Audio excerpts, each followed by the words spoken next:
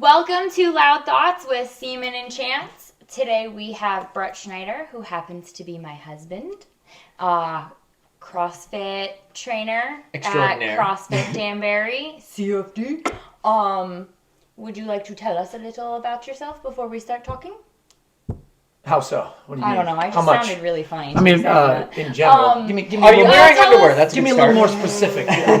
There's a lot going on here. Get a a little more specific. He just asked if you were wearing underwear. Surprisingly, yes. Normally, I don't. Wow. I do love at that work. it's surprisingly yes. I do at work. Do you, I Surprisingly would hope for me. so, please. Of course. Yeah, thank you. My preferred Fitness? is nah. Really? Even Same. while being active? What about during yard work? I get nervous. Why do you get nervous? Oh, There's like a lot of stuff tools? flying around there. Yeah. Nah, there's other it's power unless I'm at the gym, unless I'm working. Really? So yeah. all times in public, never not in public. Well, let's put it this way. What if you're wearing jeans not in public? No, it all depends on if I'm wearing anything where I need underwear. I'll wear underwear. So depending on the material, depending on What he said. See, I don't know. Yeah, material. Okay, because I find that So it whenever depends on I'm the- wearing jeans, it's a necessity, mainly due to fear. Maybe some, No, maybe okay, hold some on. people just I'll got tell you why good you problems. probably should Maybe you and just why got good I problems. probably still should. When I was working, I bent over and ripped my pants and had to find pink duct tape and tape my... Lady area? No, it was like my ass popped out a little bit. So obviously I'm working with kids. I worked like an hour away at the time, so I found pink duct tape and I just duct taped my pants back together. That's a style too. That's though. actually But- pretty good that you found pink. So I was like, oh my god, kids can't see my butt. See booty issues. But I was afraid it was going to Yeah. keep ripping too, and then, You should wear underwear. Yeah. So that's a great start. You should. I don't know. Should's a strong word. Because I Should's a strong word. I hung out with my buddy one weekend. It's down in New York. Well, hey, same story. Long story short, hanging out with my single buddy. I'm his wingman, and I like to dance. So once I start dancing, I like to get into it. I'm pretty flexible. I can drop it pretty low. You can drop it. No, long story short, I was with him one time, and I'm in New York or whatever with him at a club, and I'm dancing, and I start dropping very low, and my pants just exploded. Oh, you pulled the chain. The whole seam just exploded, where like my whole ass would have been hanging out, and I'm a guy, like a girl could get away with that, I feel like, but I was just like, yo, we gotta go. He's, what do you mean? I'm like, I had a moment. my ass is out. I can feel air on my ass. Oh my god, that's hilarious. Well, But that's yeah, good. so you should wear underwear. That's a great. There you go. That's So my the- first lesson. First life lesson by Brett Schneider. Wear underwear. Wear Second underwear. life lesson. I mean, there's a lot about you. So to ask you to how about just that is introduce true. yourself? So that was the first question. Well, where'd you grow up? Where'd you come from? There you go. More specific. Good job. I am from New Fairfield, Connecticut. Technically, I was born in Danbury, Connecticut. I lived in Danbury for the first couple of years of my life. Went to school there. Third grade is when I went to New Fairfield. That young? Okay. Third grade was my first year at New Fairfield. New Fairfield's because getting into who I am, New Fairfield is a small, white, rich town. I grew up on the poor side of a rich town. Not that I was poor. There was Ball Pond. yeah. There was rich, then poor. Yeah. Yeah. I could Actually, side shoot no, all day. But so New Fairfield itself, just giving a little background, that's like an old town where people used to move up from the city to get out of, to live in the woods. And then it became like a rich area. And I grew up where people were still living in the woods. That's a good way to put it. So from New Fairfield, but not New Fairfield in that sense, if you know of the place. So I moved from Danbury to New Fairfield because I grew up with my mother to just not, she was like a drug addict. Both my parents had problems with drugs and things like that. So I moved to New Fairfield to live with my grandmother. Long story short, it was like joint custody thing for a while. So yeah, I moved to New Fairfield because that's where my grandmother lived, who had raised her whole family in New Fairfield, being those redneck woods people. Hold on, yeah. before you continue, how many kids did your gram raise? How many kids did she have? And how old were you when you moved there? Right, so, Again, to third start with grade. the end of that. So third grade, you're what? I'm so bad with that, 10. However 11. old, 8, 9, 10. I have no clue. 7. Not that's 4. like- No, kindergarten. 6 or 7. I want to say. Third grade? No, you start Oh, kindergarten I at don't 5. know. Yeah, kindergarten's like 5. Stupid. 7, 8-ish? 8? Okay, 8 that's to what I 10. said already. Well, I was young for my Fine. grade, so let's say Semantics. 8.25. Let's just say 8. So yes, I was 8 years old-ish, third grade, when I moved from Danbury to New Fairfield. What was your question? How many kids did your grandma have? My grandmother, biologically, she had 5 kids of her own. She actually gave birth to 5 kids, and then she married a man who had 2 kids already. So she had 7 kids of her own that she raised. 7. She ended up raising many more kids, myself included. That's where the story goes to eventually. She took on, I feel like a lot of the grandbabies. Yes. Yeah. She just raised everybody, and it was a family who was a bunch of kids, a bunch of people, not a lot of money and things, so you just made things work. So as one of her kids got older and they had kids, like my cousin lived at her house for multiple years while my uncle did something in his life and things like that. So she took care of she's probably raised about 10 children almost from little kid to adult kind of thing. She's still alive? No, she she passed. passed.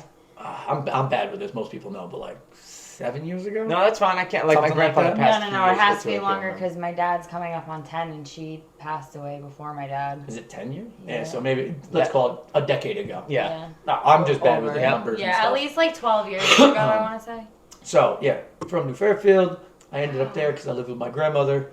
Again, that gets into who am I? Part of my story that most people don't know because they don't broadcast it is, well, both my parents are dead. All of my parents are dead. Like my grandmother, my mother, my father. Both of my mother and father, the reason I lived with my grandmother, both of them were into drugs. My mom had kids young. I think she had my brother at 15. Mm-hmm. It's that sort of story. Young girl, pregnant early, drugs. He was older.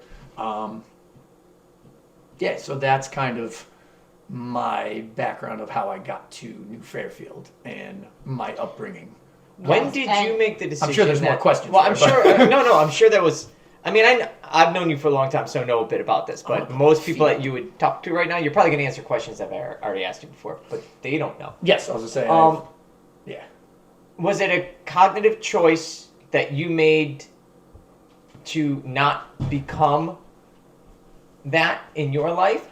Or was it just a better upbringing by your grandmother that led you in the direction that brought you to the person that you are now? Because you're one of the, for people that don't know you, you have one of the best reputations out of any person. I appreciate that. Thank you. Any person in the world. Like it's, and it's not fake. It's very genuine. You're a mix between kind, intelligent, well-spoken.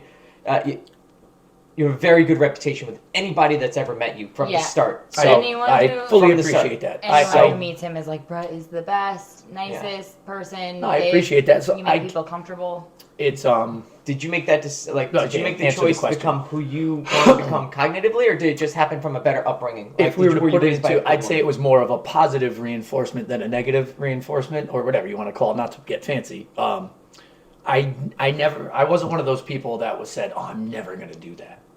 That wasn't my motivation of I don't want to become them. I think I was a little more aloof. Either people hit it from me well, it just didn't bother me that much. I never cared about my position that way, whereas some people oh, my mom or my dad, I understood it. But so to answer your question, I give all credit to my grandmother and my upbringing. Some of my uncles and things too, but my grandmother was a special person. Everybody's grandmother was special. My grandmother was a special person in certain senses. One sense was her ability to just be, to make people strong. That's what she did. Yes. She willingly raised took humans on a and burden. made them strong. Yeah. She willingly took on a So burden it that was- she didn't have to, but she chose to, which makes her a better woman. I'm She who lived I by am example. because of a Yes. particular niche, upbringing, my grandmother, special kind of that way. So let's talk Not saying about I'm special, Graham I a said little that bit, because I feel like a little background of Graham also will explain how Brett grew up. Because I feel very old school style of growing up and Yes. that type of thing. So the person that I was mimicking and who taught me to, again, I really have never said woe is me. And again, I don't think I need to, but if you write my story on paper, people would be like, oh my God, you had 2 drug addict parents. That doesn't sound good. I've never had feeling of like, oh shit, I'm behind or something because of it. So the person that caused that is my grandmother, who I wish I had more of the story. One of my cousins investigated this one time. So my grandmother was a Depression era person. She grew up during the Depression.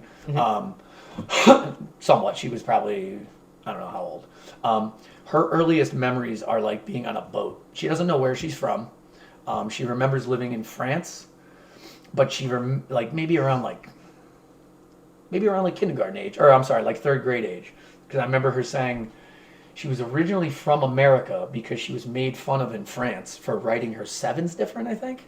They write lines in them or not. But like some weird stuff like that. But she's going off memory. She doesn't know where she came from. She remembers being made fun of in France for being American. So at some point she was in America, then she was in France. She remembers being on ships, like the classic, the Titanic or whatever.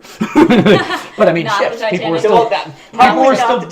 still rocking ships back then. Like ships like that. She remembers like the whole deal, being on a ship with a trunk and all that.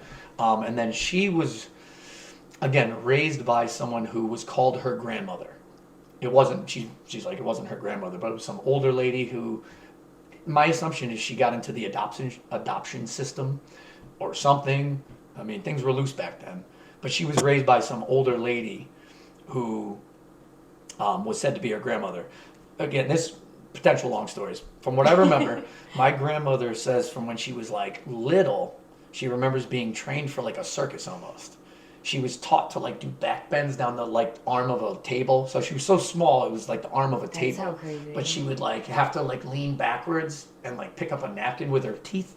Or some weird like circus no shit. Wonder that your makes a body lot of is so sense. flexible. Yeah. Oh my god, it just clicked of how Does you're actually so make sense, yeah. flexible. Yeah, it's all from my stretching. That's why.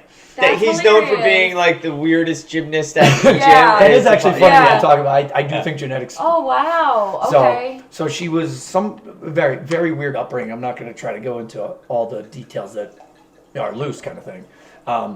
Important part of her, who she was. So first of all, this is a lady who later in life was the sweetest, never complained about anything, like could have all the problems in the world, you wouldn't know it. Coming from a background that a lot of people would wallow in.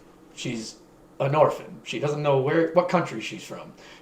Now, to get into the next part, she was raised by this older lady who basically used to like tell her that the devil was talking to her, and used to write her notes that she said the devil wrote to her to like convince her of things or something. I saw one time. I wish I still had it. It's it was almost like a Carrie situation. It was like the smallest handwriting you've ever seen in your life. But like when you looked at it, it was words. And my grandmother said it wasn't technically her grandmother's handwriting. Some weird shit going on. I don't know. It's just stories from the Depression era. So this is this is my grandmother as a younger person. I think she like was able to emancipate herself or get out by like 16. But my grandmother like was like mentally tortured by whoever this lady was who happened to find this child. You know what I mean? And then raised her. His grandma's a badass bitch. So then my grandmother, and again, if any of my family, whoever happens to see this, I'm just extrapolating information and summating. She met a guy from the city. I think that's where she was living at this point. So she lived to the city. She met a guy in the city and ended up going out with him, getting married. And having these kids with him. He already had 2 kids. He ended up being like what sounds like an abusive alcoholic, just to put it blankly. Whatever home scenario. Hearing stories from my uncles and things. Sorry, I didn't even I thought it was tapping. No, that was accident. Hearing stories from them and stuff, I just extrapolated this where like he threw a broom at her one time and it like hit her in the eye, like serious stuff. There's a couple of these candid stories from older generations that just wrote things off. Well, a lot of that stuff I think got swept under the rug. Oh, absolutely. Right. The vast majority and again, of it. credit to my family. I don't know. So if I'm talking on my ass, I might be talking on my ass if any of my family members are listening, and maybe it's different than that. But there was a little bit of that old school, I feel like, family, like hush hush, shit happened, nobody knows about, is what it is. But it was a rough. She had a rough go. She didn't have the easiest childhood. And so she's raising 7 kids and, talking to them like nobody had amenities. My uncle told me one time that they hit a turtle on the road And they literally stopped, took it, brought it home, Dinner. made turtle soup, and ate it. Yeah. That's the living they were doing. So yeah. That's so crazy. But now this lady was the sweetest. At 87 years old, would make you feel like a bitch or whatever you Oh want to my call God, it. So, like, yes. whatever you want to call it. Like when she was 70, I did the math later. She was probably like 70, 75. She used to still mow our lawn back at our house with this electric lawnmower that you plugged in with a long cord. Awesome. Like I didn't think of it back then. It was just my grandmother. I did the math later and I was like, she was 75. Like, just an old school badass person who like almost was so prideful and oblivious to life that like nothing could stop her. Like, and even at the end, she Oh my was God. never bitter about it. No. She didn't go, woe is me. I wish I had a mansion. She just lived life and she was an old school badass person who was like, feed your kids, just basic morals. I don't know how to describe Can it. I throw this in for like towards the end of like Yes, Graham? please, because I'm rambling. Graham, I remember, because like she was in a wheelchair, but she did everything still. And I mean, what was she? She As much was as she cooking could. something in the Pork chops. oven, pork chops. So my grandma's like 85 cooking a batch of like pork chops for a whole family, and it's just me living with her. Yeah, and it dropped on her leg, and it burnt her. But like, no complaining. I saw it. I was like, holy shit! Like, So it was a whole normal baking tray of pork chops. My grandma ended up having a burn like this on her thigh. Yeah. Her paper thin skin at that point. But no complaints. she dropped it on her lap. Blah blah blah blah blah. She's telling us about it later. She goes, "I saved the pork chops though." Like that was the only thing she was concerned with. Yeah. She didn't give a shit that she burned her leg. This is some 85-year-old grandmother cooking still. Like It's funny how much tougher those. I believe this, and a lot of people, the new generations or the new like. I feel like people were tougher the older, the further back in history you go. for better or worse. For better or worse, because they were forced to be so, like Yes. throughout the entirety of their life. Right. Because the more that we progress, the easier and easier everything's become. So the weaker and softer we've become. Yep. So like Completely agree. the farther back you go in generations, that to us seems like it's extreme, but that was probably just day-to-day operation for them. Yes. Yes. Which I think that we should learn from. I think that's a positive. That's interesting kind because of there's pros and cons from both, right? Because there's obviously things that weren't okay back then, but I still think it's like we should take the values that were good and keep those instead of throwing them all away. Like, again, I want to kind of go back to like how Brett grew up versus how like I grew up. You were allowed to play with fireworks and knives they and got lots wrestle of- in his backyard. I used to where burn my paper garbage in my backyard in a barrel. I wasn't allowed to touch Because that was fire. That's what people used to do. You know what I'm saying? Like, Well, I did that's not grow helicopter up parenting like that. almost. My Yeah. mom was home all the time, and not saying that was a bad thing. She wanted to be there for me and go on field trips and all of that, and I actually really love that part. But he has a way different upbringing because I think his gram raised him So, not. Want to lose, me and Lou grew up together. Want to lose first memories of like coming to my house. I remember this too, was like he came over and I had to go burn the garbage in the backyard like we always did. Like a normal house, which wasn't normal. Says who? Well, hold on. All right, No. this is what I was going to summate before. I basically grew up at a house that was like a generation before the generation I grew up in. Yes. So, like, yes, it was true, but, like, all my peers weren't doing these things. So, like, Lou came to my house and was like, what are you doing? I'm like, oh, we're going to go burn the paper garbage in the barrel in my backyard. He's like, you have a barrel in your backyard? But he's like, you have matches? Like, it was just, to me, I'd been doing things. It's the classic, you give your kid, it used to be just the boy, or maybe the girl too, but, like, you give your kid a pocket knife at 9 years old because they're ready.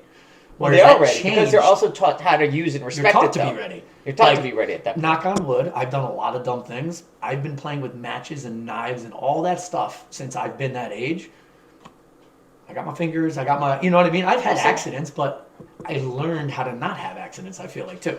It depends on who raises you, too. Experience. When you do things over and over and over and over again, you're going to learn your mistakes. True, and it's also, like you said, it's who raised you because, you were raised in the family and by your mother that restricted you from these items.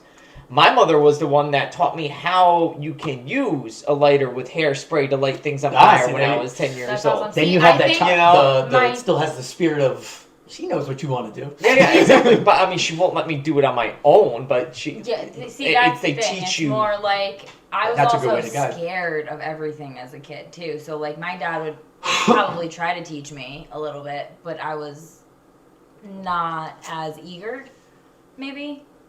True. Some people it takes till they Excuse get my older. coughing if I cough. I'm trying to keep it Not to a minimum. acceptable. We don't have that cough button. Like We don't have that cough button. We actually let me get this little. do. I got a little thing. No, the people that have that mentality, and I believe it's part biological and part socially constructed. So you can argue both those sides of that, whether it's learned behavior or unlearned behavior.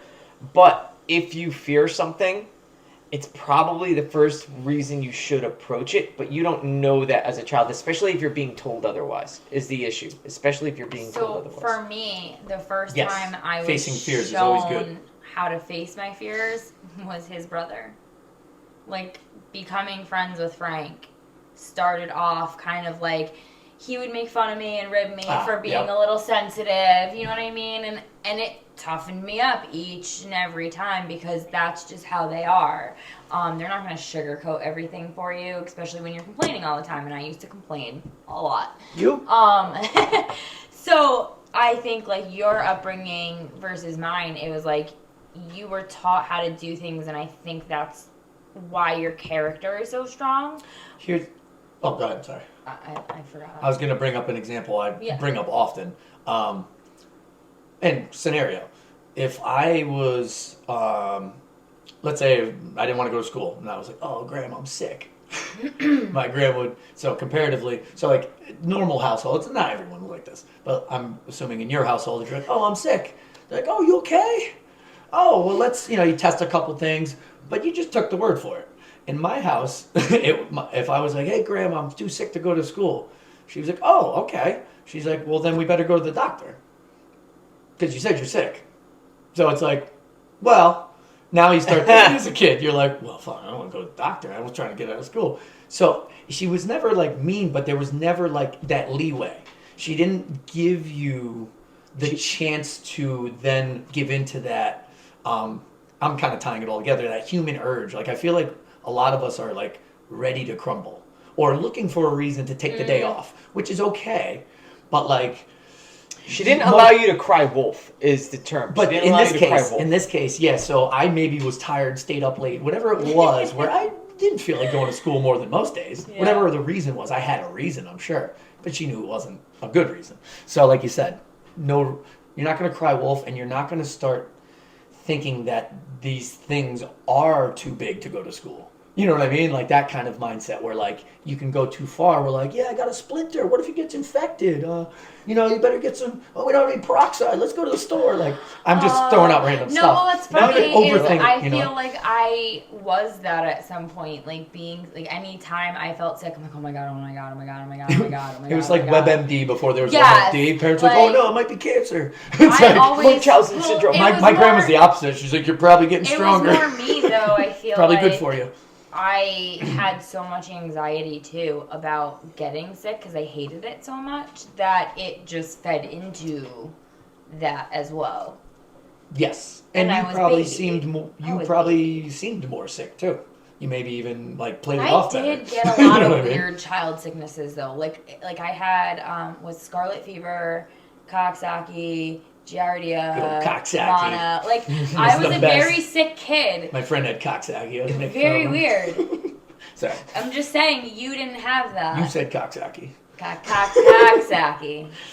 But yeah, you did. You were more susceptible. Yes, I was, and if you could catch it, you caught it. I just tried to lock it up. By the way, I almost did what I normally do, but I didn't do it. I haven't done that yet on here. I've always been good at throwing up. Like again, not to always go back to Lou hated me in school. Like 5th grade, we were friends because I could throw it out there and then reel it back in. So I'd do something ridiculous in class, and then Lou would start dying and get in trouble, and I'd be like, ugh. What a bad kid. Lou hated me. So you were a dick since you were a child, is what you're saying. I didn't do it on purpose. Now I'm saying it's fun. Now I do it on purpose. My goal wasn't to get Lou in trouble. I fuck it was with to you make on purpose now. Oh yeah, in class type thing, people. Oh god. And I'm over here being like, shh, Kevin, don't make Brett mad. I enjoy the certain amount of it because that means it's casual. Meanwhile, I try to get on these self like, watch this. Just kidding.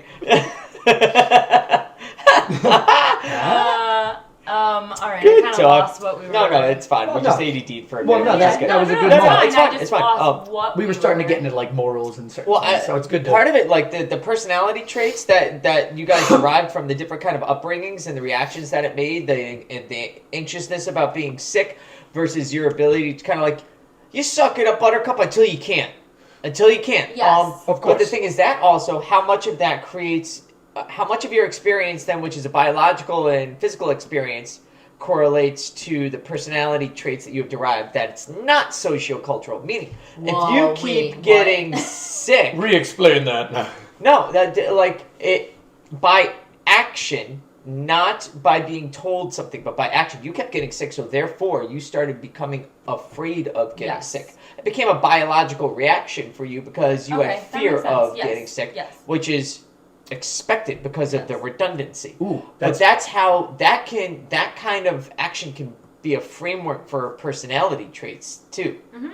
Which leads you, because you two have very different personality traits, which is what's cool about talking to you both at the same time, which I do all the time. Yeah. Interesting point I want to bring up with that whole like tough it up kind of mindset. My grandmother and family, chicken or the egg, I don't know where it started. I do believe we are a hardier group. Ever since I've been a little kid. Now again, was it because I wasn't afraid of dirt, and I basically lived outdoors, indoors kind of thing. But long story short, it's easy for a genetic line to go toughen up when you don't get sick that often. But if you come from a genetic line that does get sick often, genetically, you might have to live a different lifestyle and have a different mindset. So to always go back to each their own. Because like, agreed. I lean towards... I raise my hand too. And I think every person should lean towards, what's your go-to? I can do it. I'm tough enough. Or is it, oh shit, I don't think I can do this. It's one or the other. It's kind of like fight or flight-ish, but like, I think it's better to lean towards like, of course I can deal with this. I'm a badass. Whatever the thought is in your head. But anyway, to each their own, because not everybody's the same. Speaking now, right? Starting so to ramble. like both sides of my family have a lot of health conditions. Yes, they do. So, and when I've gone to the doctor, my doctor's like, you're just fucked because of your genetics.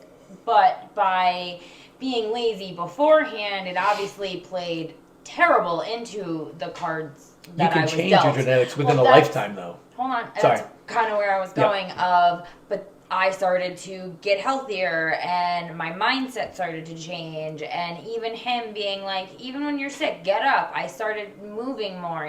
You can change the cards that you're dealt. You just have to you just have to figure out how to deal with those bumps along the way of maybe this might pop up or whatever, but that's kind of, you know what I mean? Well, your ability to adapt you will always be better off to face things forthrightly. Yes. Always. Because if you don't, you have to become a victim of the circumstances that you're given rather than triumph. What is it? I say it all the time. Life is a deadly game. But if you don't face that forthrightly, you're going to become a victim all the time. Well, so in the face of that, you get to determine your reaction to the cards you're dealt. I think a lot of people that's why you should always try. Just pick the victim because it's easier. In the short term. Yes, but they don't, I think also they don't realize what they're the Band-Aid. Because I never realized what I was doing to myself. Well, playing the victim. It was easier to just blame my dad, right, for being an alcoholic and screwing me over and allowing him, and I did this because my dad's an alcoholic. Yeah, there you go. I did it to get back at that. And it's hear that. It's easy to use that crutch. And some people make it their whole life doing that. Yes. Start to finish. Which they're out there all the time. I wish I could like go around and just be like, and people could kind of like wake up and like, but whatever. When you say wake up, we go in waves. Yes, yeah. facing your shit. We're all working on ourselves. And owning up to your own choices is what definitely also changed my life of going forward. So it's easy to play the victim, but to be able to be stronger throughout everything, and that's kind of how you've always been, is just great, and I think that's why who you are, and that's also have taught, like Lou's got a little bit of that in him now from being around Graham and you and the old. Oh yeah, I have it. It's a lot of nurture. Like, I have great genetics for certain things. I'm just going to say that. It's not to be cocky. It's not this. I could explain what I'm saying, but I'm just saying, like, people are born with no arm, no this. You know, I have great genetics just on a base level. Plus, I feel like I'm gifted with my immune system, a few things that have never bothered me. I'm losing track of my own thought now. But it was mostly nurture. Because I also have the genetics of 2 drug addicts. There's an alcoholic grandfather in there, so there's a triple addiction gene in there. However, so I give 90% credit to my grandmother. Whoever and however. It's both. She wrangled a lot of people in. It's got to be both because there's a lot of crazy family. If you think also watched a lot, I think, around you. Family met, like, you watched your older brother, Frank. Yep. He was more rebellious, into more smoking pot, drinking, all that kind of stuff, where you didn't really touch a lot of that until later. Yeah, you know, I don't know. Because I think, and the that's 80s movies did it for me too, man. People make fun of those 80s movies. Those things. What do you mean? The best movies are 80s movies. No, but there was. They are. I sorry, love it 80s kind of like now. No, I'm just. You're right. A lot of them were 90s too. Early but, kind of these like big, larger than life characters. Like, that's who I grew up watching, and like maybe somewhere in that, like, these deep morals and deep. Don't do drugs. Don't, like, Dare, Rambo, Jean-Claude Van Damme. All these like super masculine things that would be called like over the top and too much. Most of those movies, it sounds funny, were like showing you that you could be larger than life, and that's the point. Those guys were usually most of the movies, like, it wasn't about drugs or they scoffed it. It was. It sounds funny, but a lot of funny 80s type movies and like these characters. If you actually watch them, I mean, they were about being good people. There's a lot more of that than maybe they killed now. a whole village of people, well, I mean, but that's the over the top. Now you kind of like flatline that a bit, and you are right though, because some what of my it did is personality came it from that gave is what I you was getting something to. That was not necessarily reachable as a goal or as a standard, but it was. I don't want to use the term like as a religious statuesque figure, but it's a statuesque figure, meaning it's something that nobody could technically ever become because of the extremism of it, but it shows you what the epitome of the perfection of that situation would become. Right, and like trying to be better than the other person. And that's not negative against another person. It's kind of getting into that strength mindset. It's like, oh, you can't do that? Big, I can.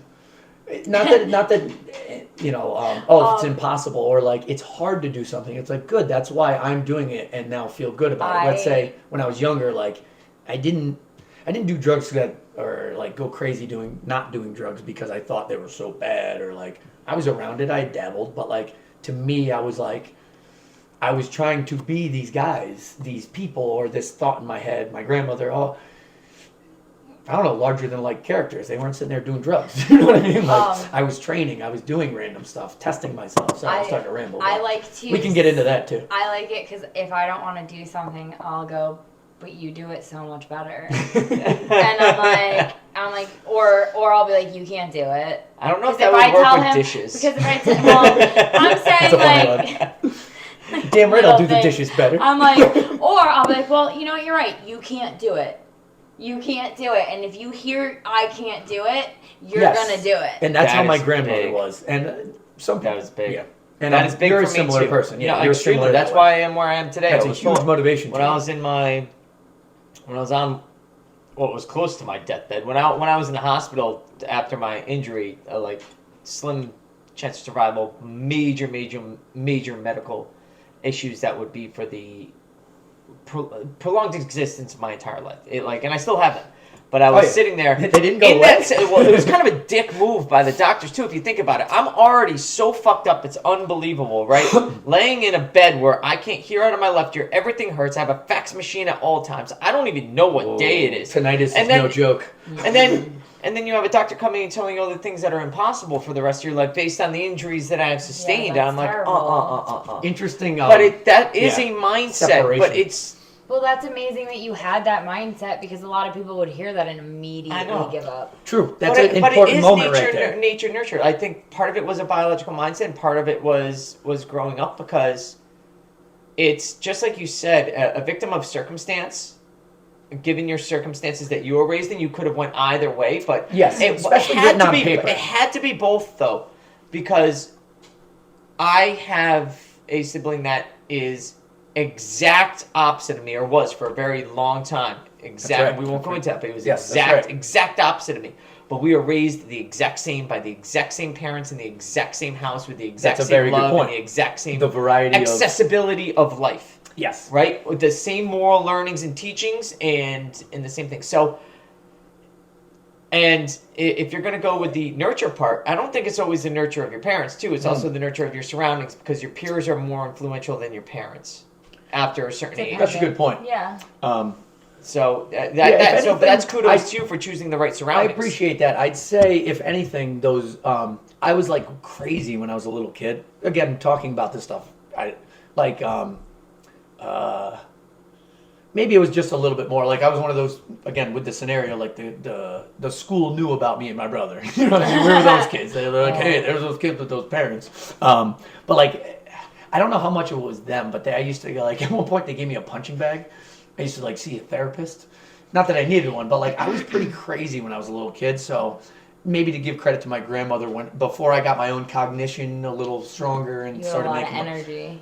she wrangled the young crazy bred in the genetics part, whereas more pure, some wild animal climbing around the walls type shit. So Well, we talked about that this morning at the gym. That's what I was like when I Our was a kid, yeah. ADHD attitudes and personalities. I'm an accountant, man. I sit know what? behind a desk all day long. I get it. let's put a pin in that, since if we're making points to other people, you could, if you make a spectrum big enough, you could put anybody on it. So I probably hit a lot of check marks for having ADHD. Does that mean I need to be on a medication? Does that mean I just need to utilize who I am to my advantage? Whereas some people move slower. Use that to your advantage. Don't go, oh, I need speed. Or like, oh, I have ADHD, I have too many thoughts. Well, there's a spectrum. But just because I'm on there doesn't mean I have a problem. Do I have ADHD, or am I just a hyperactive person? And that's where you get into, depending on who you talk to. But I like that idea of like, not everything is everything. And to go to that old school mentality, you know what a person like my grandmother would have said? Like, oh, I don't care what it's called. We're going to do this with them. And like, kind of guide you through life to utilize it. Yeah. How'd you do in school? Not we have to rush to the doctor. Just a question. That's a good question, too. No, like, I'd I'm be curious. interested in that. I Yeah. was actually naturally good at school. It was so on a certain level, my brain is good. My brain is good that way. brain. But, yeah, I but joke your around and say attention I'm not an span. intelligent person. No, What were your You grades are. like? No, you know what? That's a good On point. average, what were your grades like? Because I was like a BC student, and that was That with makes sense, though, because your intellect, Minimal knowing you, effort. that makes sense. Because you're intellectual enough to know how to comprehend something, then utilize it in real life. But you don't, the A students, you would notice, are A students because they overdwell on specific information in order to recite that information in that given course. I didn't study. So you took what I you didn't do needed good out of things. everything to utilize in real life, but you left. That's why BC students usually tend to be the most common sense based intellectuals, because they take what they need away from the course and they leave that 10% that they don't need behind. Because it's that 10% that'll get you to an A. Yes. But it's that 10% that's not going to be applicable anywhere else. Yeah, it's kind of like Interesting. just enough, but in a good way. I was hated very, essays. like this with Sounds my like- grades. Was that pending the top? Was that based on the? I hated it school. I always hated school, even in elementary school. Hated it. Didn't like doing work. Then New Fairfield came, and I got. Well, That'll just get me into a good point. bullied. Keep going. found out my dad was an alcoholic because I went from thinking my life was perfect. Remember, because I had no idea. You had a lot of social issues until that started to I come was into play. 10 that my dad was an alcoholic, and it just kind of like shot through the like, you know what I mean? Like, it got worse like really quick. So my life kind of just got blown up. So I feel like that's probably why I got the grades I did in high school, because I didn't give a shit. When I went back to Danbury and I actually tried, I got B's and C's. Can I So make a point on that? Yeah, Well, go ahead. for it. Again, tying back to, I guess it's a theme of like starting with like old school people and how they operated compared to nowadays, which we can start to dive into at some point if we want to. But pride. I was a kid who used to get perfect attendance too. There was this pride in that, and I'm sure it just came from my grandmother being like, "You better go to school. I ain't got time for you." But like, I was taught to be proud of that. Again, because I didn't need to call out. Eventually, you see that whole thing my grandmother did. It turned into like I started to be proud of not needing things, and that's where I think an older generation had a lot of. So there That was makes sense. so part of my grades too, where I just had pride, where I was like, I don't fail things. Of course I'm gonna I'm gonna try. I had a certain amount of pride at the end of the day, like, and old school people, whatever that means, had, some would say too much pride, but like, my grandma would never take a handout. I don't care how, depending on who it's from, but like, there was this pride where some would say it's stupid, but at the end of the day, pride will drive you to amazing things. Pride will make you, and again, there's a line there. Everything's in the gray Well, and area. there's always a balance. Well, pride is based in competence. So There has to be, and yes. pride is based in competence, and you should be proud of achievement. A true, So I agree. true pride, not stubbornness. You're whatever you wanna using call it in the actual sense of the word, not the way that people want to in manipulate the it. positive So sense. I understand. So like, I understand. instead of taking a handout of this, like someone, I'll figure something else out. So that was part of where that came from too. I wanted to bring up that attendance thing because I think of that sometimes. I'm like, why did I have perfect attendance? That's hilarious. My grandmother made me feel proud about Why? it. You And never. So you never like skipped school. well, not younger. As I got no, older, but I as started. you got older. But even then, I didn't really. It wasn't like what I did. So much fun. Oh, and I started to dabble in there, but like Fair. I was so proud that I never got sick. Like my That's grandmother taught me awesome. certain things. See, again, I didn't realize till later were weird. That sticks into a little. You ready for this? That kind of personality trait, which I have, by the way, because it's not the accomplishment that you're proud of, but you do it. Why? Why would you do that? Because I can. Like, not to prove you wrong, but because I can. No, it's not. I'm the kind of guy that needs to use my pens to the end. You know what I That's mean? funny. Like, not for any other and- reason, but because why not? Yeah. Does that make sense? It's like it's not a True. challenge. It's not. It's just It's because I can. yeah, and you it's know? like respect, pride, something in that. I don't know. You know, Well, kinda they tie into correlate. that. They correlate the people that are the most genuinely prideful, not arrogant, prideful. Two Yes. different things. Different terms, People yes. that are prideful are usually the most respectful because they understand what it takes to earn what they have accomplished. So they make sure that they respect other people's accomplishments. Yes. Okay. Pride and arrogance are two different things, though. Yes. Arrogance is narcissistic, which means that they're so proud of what they did, but they didn't have to do much to do it, and they also find those people are entitled. You know what? I would even argue. I'm just making shit up. I would argue that an arrogant person isn't actually proud because a proud person doesn't have the No, he's arrogant. doesn't have the need to feel arrogant. You know what I Yeah. mean? It's like that peacock. Like you're Interesting. arrogant. No, I'm not saying that's all the time because some people just Yeah, truly. arrogant. Oh yeah, that's me. Oh, well, Yeah. here's a good Oh. example, and I believe the statement You know to what I'm saying? the fullest. If you have This is where we something start worth going down the bragging road. about, if you have something worth bragging about, people will do it for you. You don't need to do it. he told me. So you taught me. I taught feel my friend. like- My friend. I taught him that too. At least, I Yeah. taught him that. yeah, you're Not right. trying to sound above people. I Stop feel- asking for attention. Yes. Once you've earned it, Once people will you've give earned it to you. people will give it It's to When you. I that's the started best way to get losing it. It's true. the weight, Depending I on the almost context. like wanted that feedback constantly, and he taught me. He's like, when you hit a stage, people are gonna notice and they're gonna tell you. Yeah. Don't seek it out. Like I swear to God, all of my thinking and and changing, a major part of it is Brett Comes from Graham. I'm giving credit over and there. your brother. Well, yes, but And it comes from a it's depression era because grandmother who just no knows how to one's make people like strong. him or his brother, and it's again a credit to Graham and how you grew up, and you kind of had this freedom also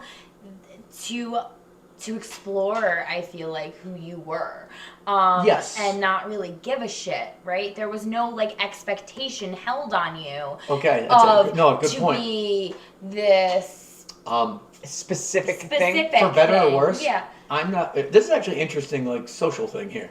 I was talking about it to actually the solar guy I was talking to there.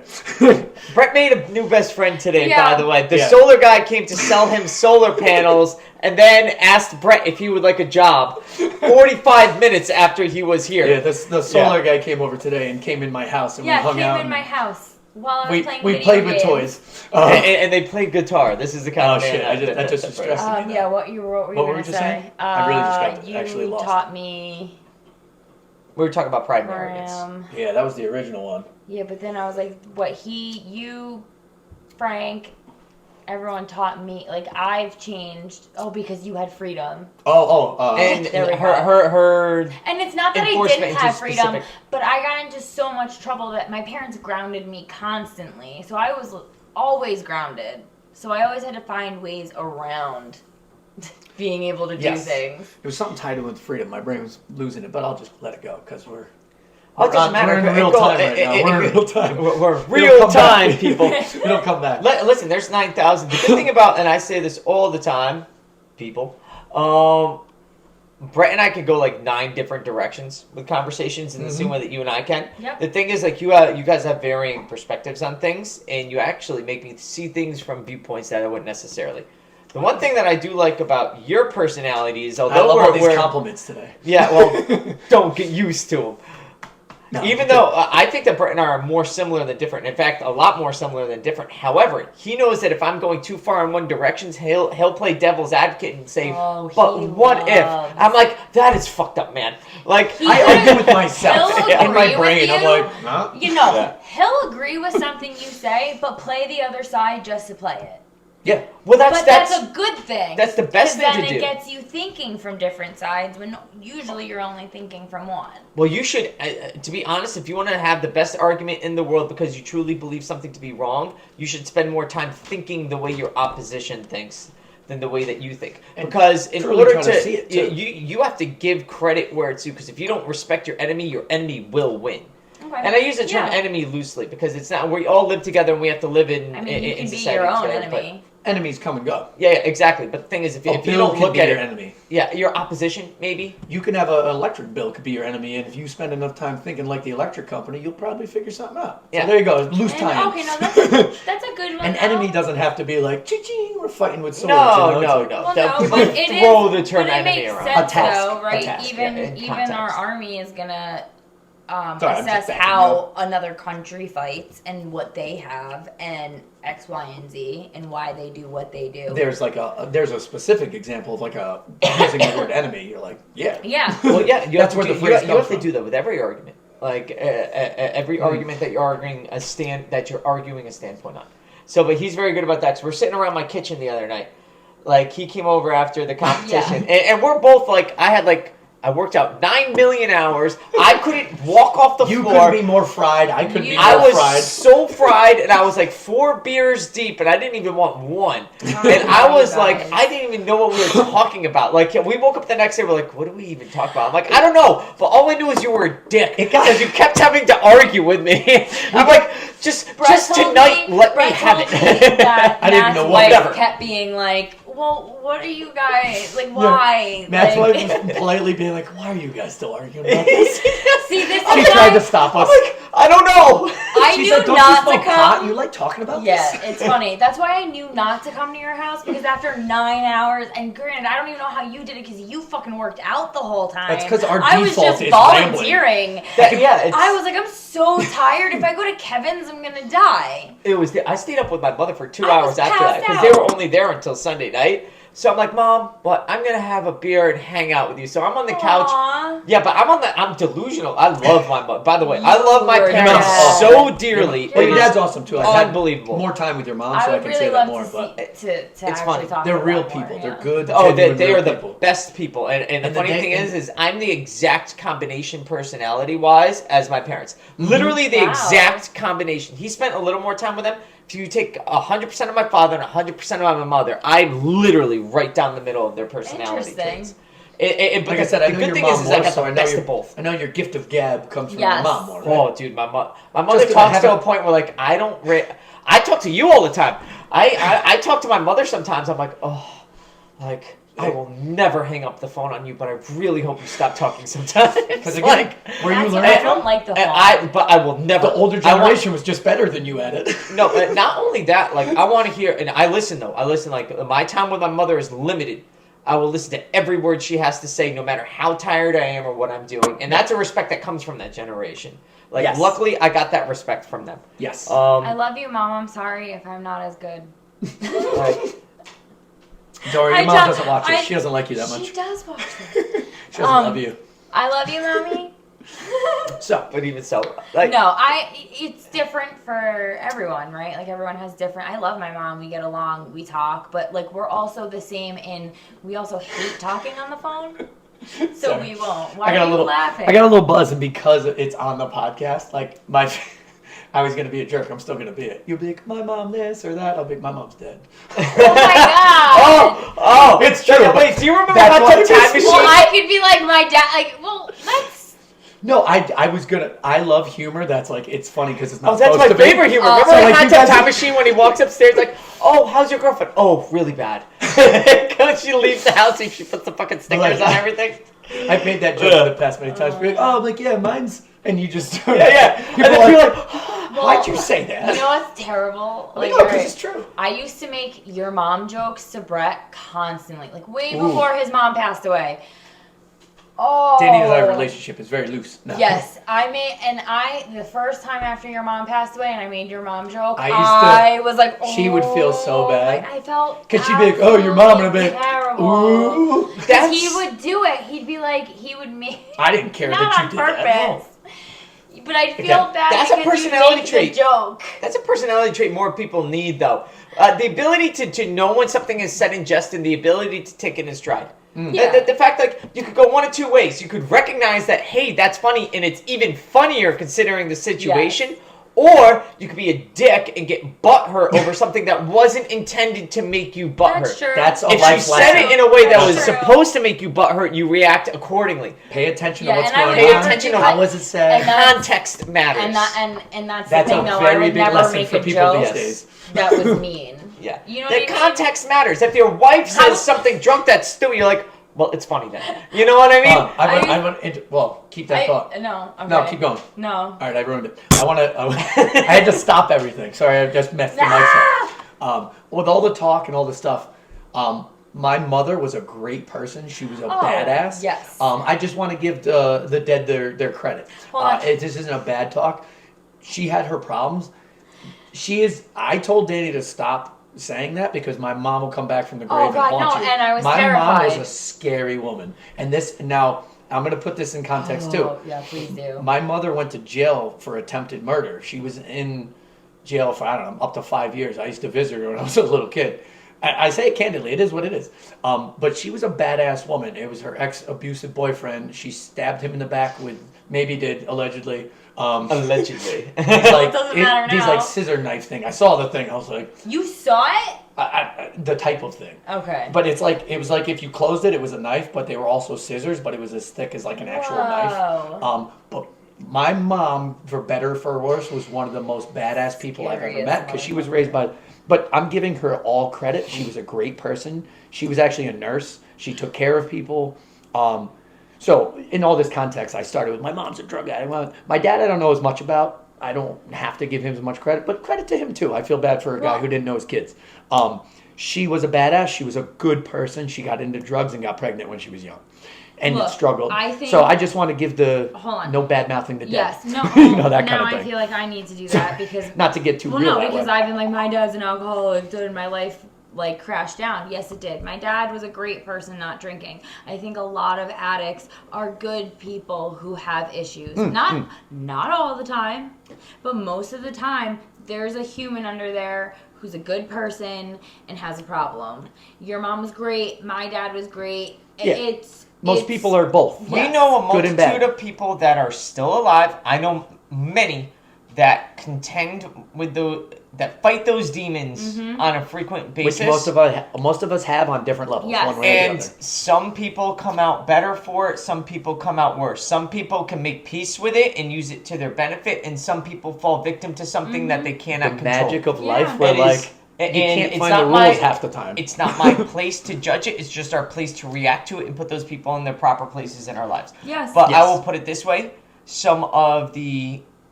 one of the people that I spend the most time with right now, that I consider myself close to, contends with that.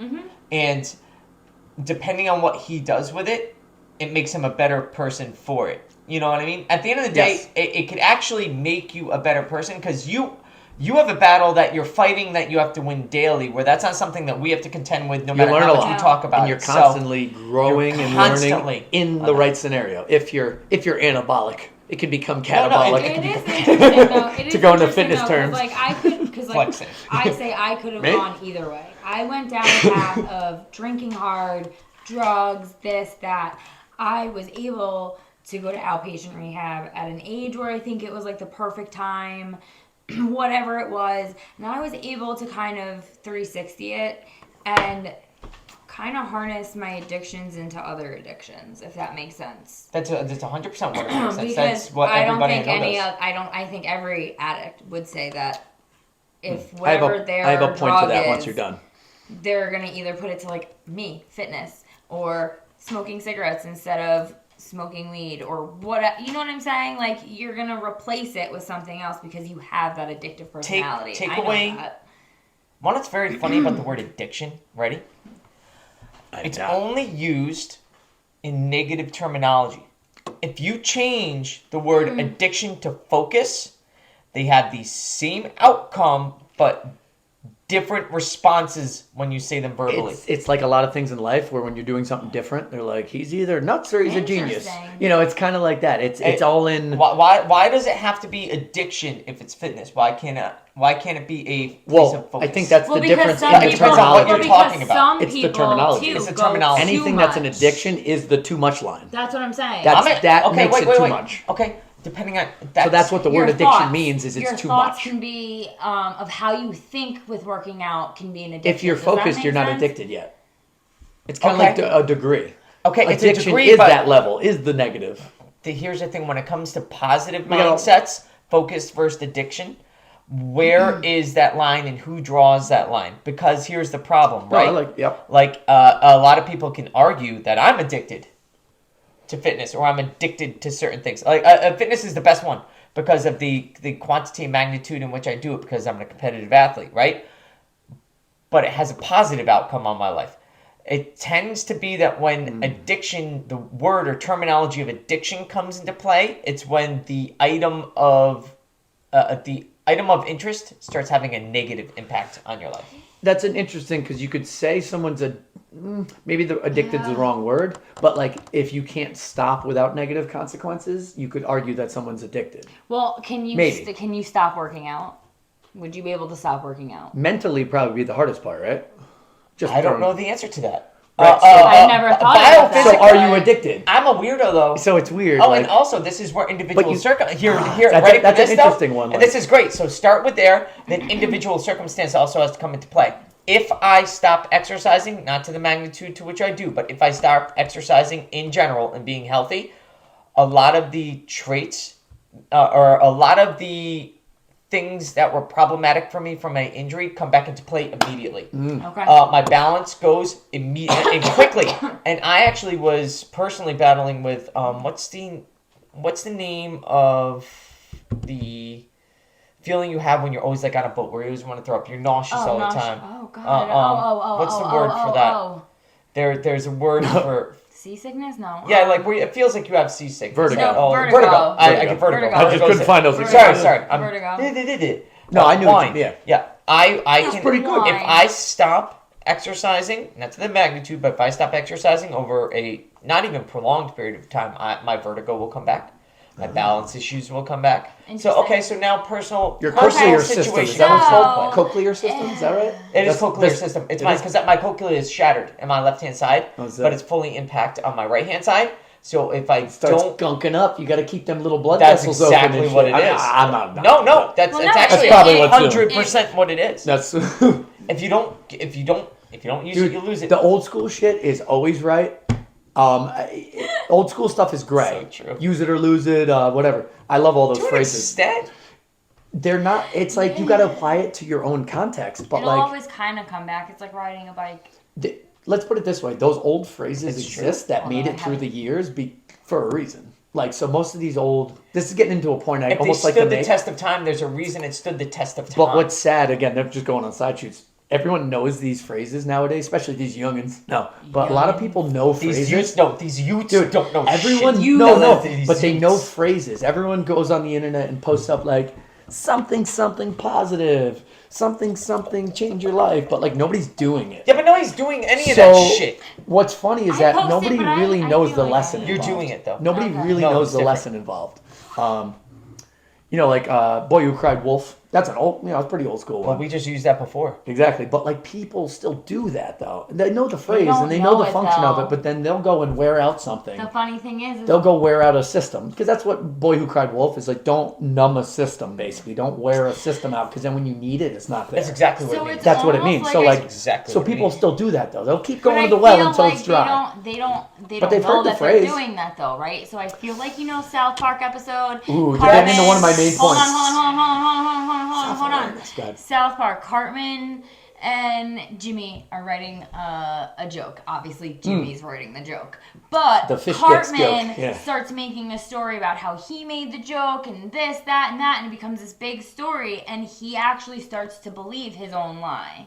I feel like that's a little bit like that. At the end of the day, he truly thought he did, because you get into that. Like, I love that conversation. And the problem is most people are. I know some of the psychological literature behind it, but how long do you have to do that before you start believing the own lies that you tell yourself? Because that's a hole that you have to dig yourself out of. Depends who you're around too, though. Because if you have other people, if they validate this is an interesting sentence I wanted to say, because I've been drinking more too.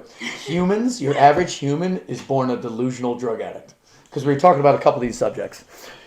The average human is a delusional drug addict. We're based off ego. We're always trying to recreate reality in front of us to make ourselves feel better. And dopamine, serotonin, blah, blah, blah. We're all drug addicts. How that system gets activated, which normally is through drugs, is how you live your life. And that's why a lot of people love drugs, is because when cocaine goes in your body, cocaine does nothing itself. It activates your pre-existing drug system. We're drug addicts.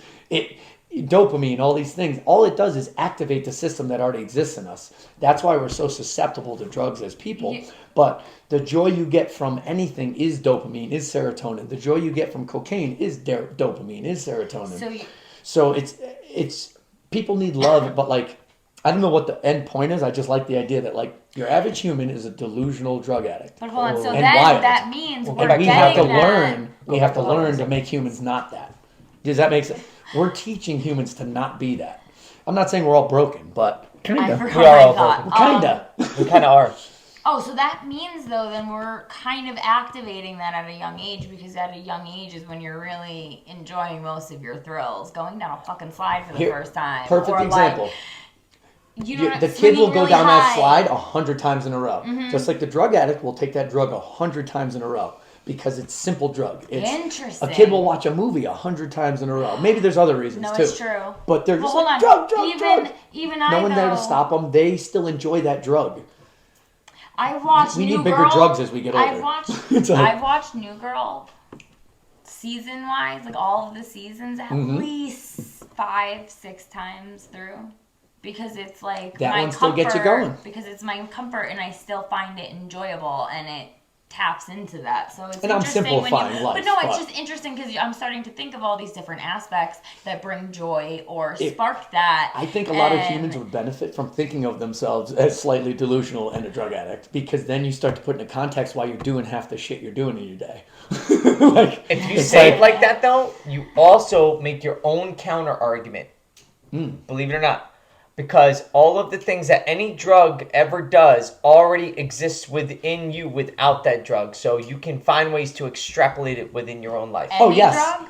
But no, what I'm saying is drug addict means we can go into that in a different conversation. That's a good conversation. Our system is based off of drug activation. I'm not saying we're born looking for cocaine and things like that. What I'm saying is the reason we fall into those is because that's the easiest form of activation. Yeah, you're just using the terminology of drug activation, when it's actually just neurochemical activation. Call it neurochemicals, call it a drug. I was saying that our system is based off of drugs. All that these drugs do is we run into drugs because we're like, hey, that thing gives me dopamine. Like I adrenaline, have dopamine. you have adrenaline adrenaline junkies, people who love to do extreme Another perfect shit, example. jumping out of planes. Would you Now- ever do the wingsuit thing and Fuck yes! Do you know how difficult that is? Oh my god, I'd be terrified. True. No way. That's a good point. God. And I don't think you could take an EpiPen or something and experience the same No. type of adrenaline. I don't know how that works. I don't think so. 'Cause there's no real I know that you drug. can pump adrenaline in you, but the problem is I don't think you get the same experience, though. No, because it's a non-interactive experience is the issue. If you pump a drug into you, it doesn't have the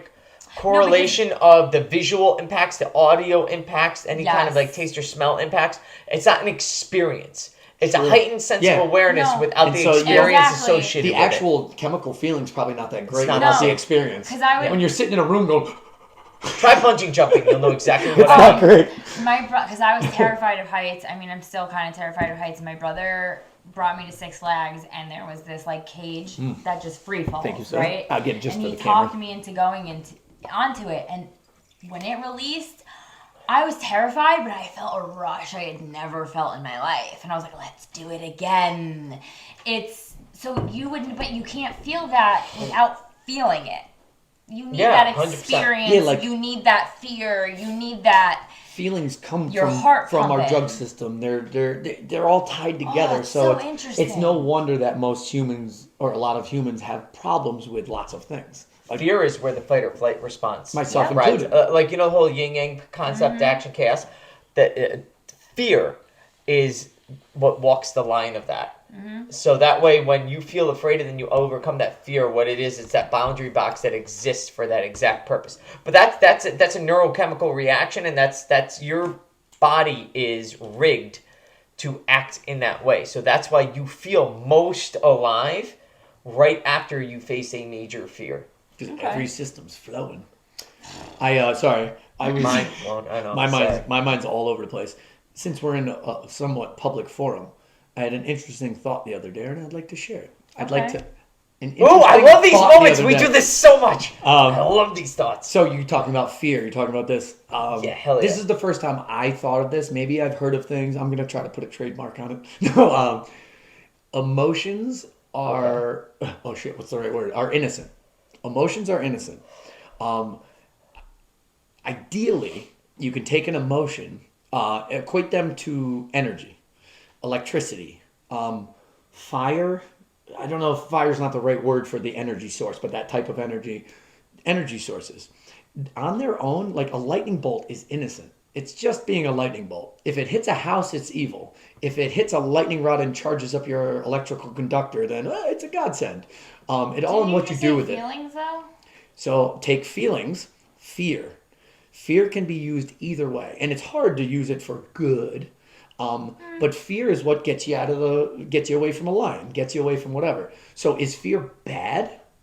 Is anxiety bad? Depends on how Anxiety and fear correlate in these. They're in the exact I same bucket. feel They that are the those- same thing. they just exist different for a words. reason. They exist Anxiety- They're the linearly. same and they're different. Yeah, but- but they exist linearly. But any of the bad feelings, or like overly happy, can be bad too. People can have diseases where they're like off that way too, where they're Like not sad. manic. So like feelings are innocent. Emotions are innocent. Fear, anger. What you do with them is whether they're good or bad. But like fear can be an amazing motivator and can make you run a company. Yeah. Can make you do whatever. So like it's all in. I just like this You're idea. talking about the realm of restraint and cognitive decision is what you're talking about. Because you need to have an emotion and decide what to do with that emotion. So what you do, so Right, an but just 'cause emotion fear an popped up emotion is doesn't mean it's always bad. innocent in itself. That's- Fear in my personal experience, and this was a learned trait. like by the use way. it. Like Use kind it. of idea. Use Like it. we were I talking think about that the fear ADHD is the thing. Use it if you can. It's not easy. But It's the Use best. the I think it's one of the emotion. best ones you have, to be honest. But like in what way? How do you... Because it doesn't lie to you. Fear doesn't lie to you, but what you choose to do with it can change Okay, your no, life. that's a good point. I wasn't Okay. ready with a specific example. No, that's interesting. I was just trying to a perspective of like when you start to feel something, don't label it as anything necessarily, or like don't be afraid of fear. Don't be afraid of these things because they're not necessarily bad. So You're easy. getting that You feeling have to for a label it reason. because you need to know what it is to do something. No, with it. and Yes. That's up here, though. That's not for the world. No, that's good, and that's what we do as humans. We label things. We need to because it's fucking chaos, and we gotta label things and organize put things. order to your emotions. So emotions. If you get into a fight and you say something in the wrong way, that can be labeled as bad. Where if you maybe worded a different way than you normally would have worded it, it could. Sorry, be say bad. that again. I don't know. I just started. Here's a random example. Your answer is if you react too quickly based off of emotion, is where you're going. Yeah. Well, that's a natural human trait. That's where you have to because start. you have a fight or flight response, you have to react. Bad? This gets into what I was saying. You have to take an emotion and not react to it. It's innocent, but like when we feel fear, we go, I'm angry or something, or when I'm angry, you. Or if you're I think that's an inhuman trait. Or if you're attacked. So, or like so here's an example. Someone's in a race. I know where you're going. Someone's in a race.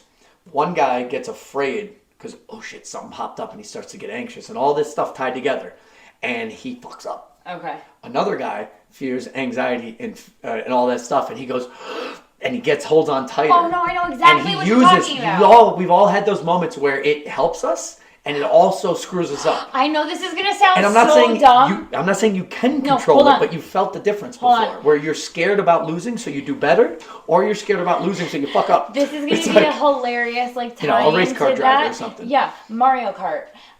The other day. Playing Mario Kart the other day. Yes, thank you. And I know it's dumb. Was like fucking up hard, but then I was like no, and I like focused in, and I was able to just like you were there. I dominated it. I was like yes. Maybe the thing that drives you to do good is a different emotion, but as far as I know, it starts with the same feeling. You go, oh fuck, or whatever. That's fear, anxiety, something. That is fear. It's not a good feeling. It's just reactionary experience. So it's to answer your question, you got to be very careful with that because you can use it either way. But the thing is, you can't always stop and think about your emotions or your fears. Because if you do that, you're gonna get bit by the snake that you should have walked away from. Well, that's where it's a learned thing eventually. Where then when it's like the military, they teach you these things over time. So then one day when it pops up, you just do it. By the way, that's the difference between drilling something. That's where therapists have lots of good things that I don't have an example. Oh no, there's a very good example. There was this man. I wish I could remember his name. I believe it was in Jonathan Haidt's book that he wrote about this gentleman. I don't read books. No, it was It's true. I don't. But. It might have been it was Atomic Habits or one of the habit-based books that I read. I've seen the cover. It might have been Atomic Habits, but what happened was this gentleman. The part of his brain that had cognitive function that allowed you to do reactionary items was completely destroyed in an accident. Yeah. But he was still alive in cognitive, so he could still speak to you. But he didn't know anything. He didn't know who you were or where you were. He couldn't hold a conversation with you. He couldn't make fluid thoughts. However, your amygdala, if you do the same thing in repetition enough, it becomes an innate trait and characteristic of who you are. He could walk. That gentleman who had no function of his prefrontal cortexes in left and right hemispheres could still wake up, make the exact same breakfast that he made every single day, as long as he woke up in the same place. If he woke up in the same place, he can make the same breakfast and go for the same walk and sit in the same chair and turn on the same TV channel. It's like the pilot light of the body. It is. So that was learned experience, so you can train your body that way. You train your body, and that gets into like the cognitive training of the subconscious system. Your body, in my mind, and it's hard to argue, has two functions. Don't die. That's number one. Because if you die, you can't do anything else. And have babies. Oh, thank God you said that because, yes, it's procreate. The other one's procreate. It's two. That's it. As far like if we were robots, Don't die and procreate. We are just fancy robots at a certain level. We have emotions. But either way, I don't know what I'm talking about. Two prime functions, and those are always the ones, if your body is still functioning in your primal system, it will reserve those. So it makes sense that a person would be able to do a certain amount of routine even if they're almost brain dead. You ready for ancient wisdom? Because your body's like survive. Ready for ancient wisdom? That's the first thing in the book of Genesis that was written in the Bible in context. The only thing that they were responsible for before they ate the apple was to not die and because you have to procreate. That's the only function we know we're supposed to do. Did they technically That's the only thing we know we are supposed to do. Did Adam and Eve have children? They had to have had children. That's where humanity was birthed from. Oh, yeah, you're right. Sorry. Yep. That's a whole different. And We then can have a whole. it gets into funny genetics. I'm only. Whose cousin was banging Time's whose out. cousin? No. Listen, are Sorry. you ready for this? And That's I don't what want to it get boils into down this to. in Hold depth. on, We but can have Adam a whole and Eve, different man conversation. and woman. 2 chapters into the Bible, into Leviticus, right? The things that are written in Leviticus as laws, right, are contradictory and hypocritical to the things that happen in Genesis. Because don't sleep with anybody you're related to, right? Yep. But until a multitude of generations past Adam and Eve, you were always sleeping with somebody you were related to, right? So it's funny how even in the Bible, as time progresses, so do the laws in which you need to live by. Yes. And that happens within the first 2 chapters of the Bible. And I agree with them because I get it. Like if it's written that way, and like I'm not biblical by any means, but what it does show is that even in a short humans teaching future humans. in a short term, 2 chapters of the Bible, progression is necessary to prolong the survival of your species. Yes. And Do you know why people aren't supposed to sleep with them? But hold on. Besides the obvious reasons of like that's your sister and your cousin, do you know why humans? Medical issues. Right. A so vast Yeah, magnitude oh of my issues. God. you start doubling up on genetic disorders and Yes, things. yeah. There's a true function besides like, ew, that's That's gross, why if you look which- at the British hierarchy that was enthroned to what's the word of that? King, queen, yada yada. The whole entire hierarchy behind. there was that. a lot Like, of old school the mixing of family tree that genetics. supports that. I don't know the facts. There's but I a know lot of this. inbred genetics, and Yes. there was a Yeah. term for like this. They inbred so much in Britain that they had like the distorted chin, the distorted cheekbones, and this distorted nose. Is there a certain look that it's called? Yeah. There's a certain terminology for it. I can't remember it. I can't remember it off the top of my mind, but it's true. But that's where you could see it visibly. Yes. Whereas So if every half your family has a genetic I'm not disorder. going to say where this is, but there is a family. And if you look at each and every one of them, you're going to see specific traits from From a local area. But yeah, you're not from trying to, just in breeding. case, yeah. incestually, and you... This is Onion Town. No, We're close to Onion Town. We can mention, By the way, we can mention pew, Onion pew, Town. I don't know look what's that going up. on with Onion Town anymore, but I don't know. yeah, I look don't know. up Onion Town, New York. You're welcome. Look up Onion Town, New York. Don't drive there. There has to be like Please. there has to be like better drone I- footage now or something. Oh, I'm so There's armed. gotta That some- would be so. I gotta look loud. that up myself. Like, I don't but it's New York. Never mind. I ain't going there. No. Like, I have no interest in going there. But for your amusement. Check it out. But you can tell. There's always a tell. Oh, big time, because it's written in the facial construction, body structure. Yeah. You can tell you can tell. Like we were just saying, you meet my parents. Those are your parents. But hold on, Yeah. like, also educational wise, because that's also distorted. It like each line. I don't know if I believe that because I know how much different I am from my siblings. No, I'm saying if you were bred from incest, like those wouldn't. What are you saying about education? What? Nah, I missed it, sorry. I lost my point. That's alright. Fuck, I got not. I don't know, but I almost want hey, Are you maybe just saying, we like- should ask somebody, but I don't want you to come What up to was me I and just say. about to say? It sounded like you were You're talking about like maybe all the information kept within the inbreeding. Oh, that's what I mean. Okay. If you keep inbreeding, then you're gonna get dumber and dumber people. Does that make sense? Do you mean just because people are only sharing their own information? No, because of the genetic line. Only if there's only if there's a genetic that's doubling up on being dumb. I know it sounds. Well, no, that's like- true though because that British the British common law, the people that I'm talking about that shared I'm that talking on they were my very ass, too. intelligent people. I'm talking on my All ass. right, well that's just me They then. just I looked just fucking. gotcha. No, so- no, okay. So then maybe it's Don't just quote different. me. Don't quote me. But the simplistic idea of It just made me like think you that said, would your make family has sense. lupus in it, right? Yes. So if multiple people with the lupus gene start lupusing together, you get more lupus. That's yes. right? No, hold on. No, that's the simplest. They start Hold on. lupusing together. You get I more have- lupus. Somebody needs to write I that. That's have- my genetic lesson. Oh, hold on. Genetic lesson. Another genetic crazy lesson is he's Rh negative. I'm Rh negative. Because we're both Rh Means we're negative. aliens. If I was to have a kid, normally I would need to get this shot because if my blood mixed with the baby's blood, it could cause deformities. But because he's also this rare fucking alien, The RH they call it, factor, like, we both alien have blood. negative RH. We have negative RH. Actually, we're both I the wouldn't same blood actually type. have to take the shot. I just learned that. Is that true? Yeah. No, it makes sense. Because, you have antigens or whatever they're called. I always knew you both were very unique. Yeah, they say it's Very alien unique. blood. Cut from the same cloth. Cool. Yeah, I think Well, that's I I don't. It's something about the original apes we were supposed to come from. Dude, don't not quote me on any of this. Jesus No, you're doesn't talking like about that the quote. alien blood. Oh, The okay. whole point is that majority of people have RH positive, and supposedly it came from the rhesus monkey or whatever the original monkey was that they think we came from. Don't quote me, Google it. RH negative people don't have that thing that the rhesus monkey had, so they're like, where'd you guys come from? I think that's the loose way to What's explain it. crazy though? I think it's just a is that maladaptation of the human genome. Don't we quote me, both but I have think that's the what most she's... rarest Conspiracy form of people blood are type, like and that. we both have it. It's not the rarest.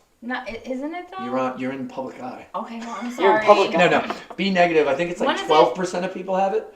The rarest is AB negative, I think. Oh, you're right. No, I don't know but why I remember blood types, ours but it is. more rare Statistics though. are magical because you could find one that suits your needs. Okay, because I felt That's real true, dumb too. for a second, No, but B it minus is is more rarer. rarer. Yes. So it's funny that we ran into each other. Funny you ran a point I heard on the radio. I don't know how much we're rambling still. Yeah, maybe. Is it over? No. No, I don't give a fuck. It's 1:20. If we I don't know now why. it's If you had an agenda- Joe Rogan talks for 3 Here's- hours here's sometimes. an He had a interesting- 7-hour podcast with one of his best friends. To me, this was interesting. If you want to listen, listen. If you don't, don't. 2 reasons. That was very rude. Oh, I could drop the mic up. That was randomly aggressive. Yeah. But I want you to listen. Hold on. I heard on the radio, which is a funny old... For the youngins out there, that's this thing, like if you unhook your Bluetooth on your car, there's waves that go through the air, and you can catch them with this antenna thing.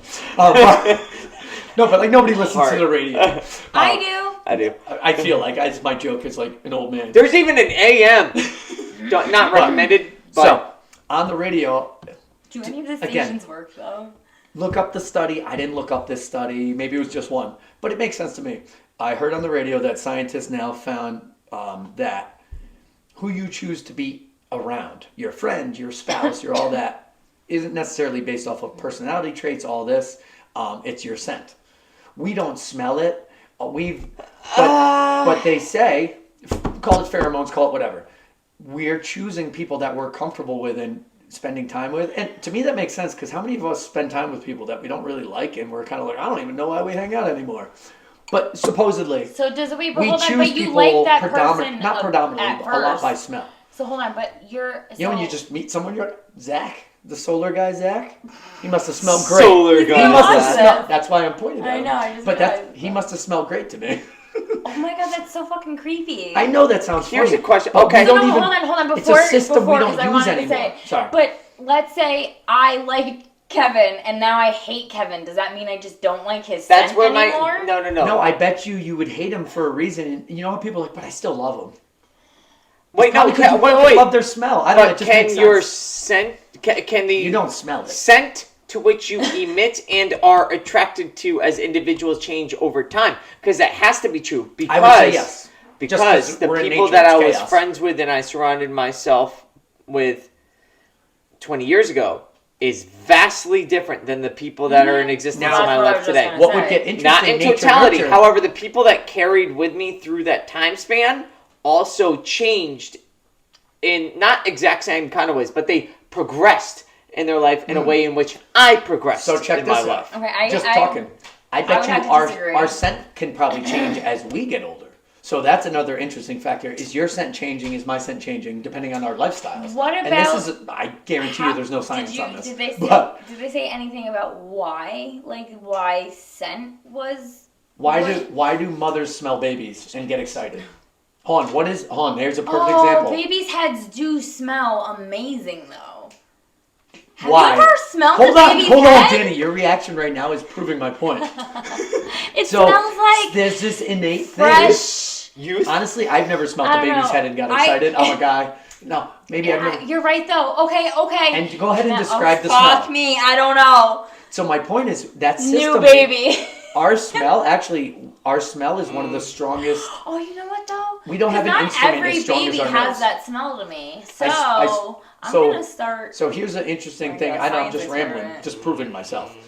Which Our maybe nose, Ted's doing there it. is no machine as strong as the human nose when it works as well. I saw a special on TV. They have a guy who is trained with his guy. nose to tell if stuff is okay to go into space. What? Because something like a believe plastic CD case in space where everything is recirculated, if there's a scent to it, it goes nowhere. There's no air for it to disappear into. It's just concentrated. So like something like a CD case that has a plastic smell, they have a guy who tests What these about things. their food? They don't have a machine. I saw this thing on TV. Hold on. Again, Google me. What about their food though? Because that has to have a scent. Well, of course, I'm sure they can figure that out otherwise. But this guy smells things that you wouldn't expect. And because he has a good nose and is trained for it, according to this TV thing I saw, don't doubt NASA it. uses a human to No. smell things. I don't doubt it So, because think a about how system I'm that a is- super chaser. So we have a system that, like, think of every other animal. They're like, they smelled it from a mile away. We kind of have that. We just don't use it. If I was It's trained like, to use we're not my used to taste using it. buds, I bet you I could like identify things that were in things that people didn't know were in there. Because Brett made me a smoothie one day, and I don't remember what you put in I think it. it was but turmeric. it I was snuck a turmeric. little turmeric and in he there. said he put like the tiniest amount. I was like, ugh. I was like, this is So, so disgusting. again, I guess I'm just He's like, are arguing you serious why that you what- can even taste that? What I heard is correct, even But though I that never does looked into it. kind of make sense. You have my brain going a little It bit. and makes I hate sense, that though. it says. It Yeah, makes it does, sense. but it I'm trying to doesn't. smell both of you Hold on, to it see makes if sense. you smell good. Sorry. But it would explain a lot of things too. We're like, all right, love at first sight. Was it sight or was it scent? No, not a. Don't. Oh, Was it no, sense? no. I Because loved him I've when been- I first met him. I've been in love at first sight, but certain things didn't smell as good as they should have smelled. Yeah, well, that's So Different. don't That's don't a different you scent. That's fuck just around with hygiene. it. Hold on, I got That's it. just wanna get hygiene. into We're not gonna get into that. Hold on, get into what you asked Hygiene before and though. your scent has When you to said be how come different. certain people you have Those people. let's say I was backing up my narrative of smell is everything, even though that wasn't my narrative. Hold on, your friends.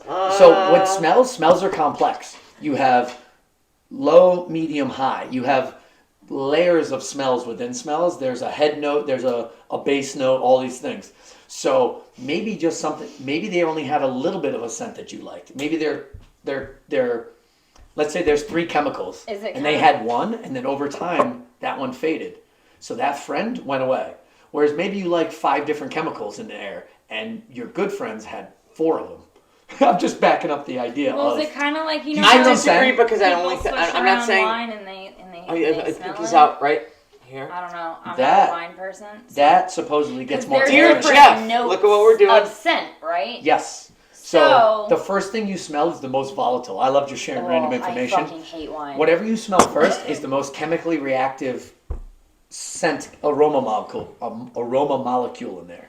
So the first thing you smell is the most chemically reactive because as soon as it touched the air, it went and started reacting how chemicals do. And then the ones that don't react as quick, those are the ones that stay behind because they're still in the liquid. Or I'm gonna have to argue well, that's true. without scientific knowledge or wanna a know background what in study which they to were do so. using. But I want to raise the question that Oh, I yeah. think I would argue from somebody that doesn't have a basis in the knowledge. Again, that I you're heard talking- this on the radio I station. know, which doesn't make it true. That also doesn't make So it true. well, I'm willing to argue against myself. Yeah, no, I know it doesn't make it true. No, Let's people say- always argue both sides. Yeah, It's let's say hilarious. that I would partially agree with you, meaning that is one of the things. Again, the scientists said That this is makes the more main sense. reason. I would say I would consider it one of the things, but I would also know that we go through a multitude of different senses as individuals depending on the time of day it is and what we're doing, and what we're wearing, and our surroundings. And like I think that Well, I scent think is a contributing Our factor. base scent. Sorry, not. Go ahead. Go ahead. No, I would like to say, I would agree that your body is acclimated to using all 5 senses to determine the people that you want to surround yourself by, Even physically, taste. emotionally, and emotionally, right? Taste and smell Yeah, mostly. sometimes. Aww. Yeah, to keep that in hand. Okay. Think about that later. Yep.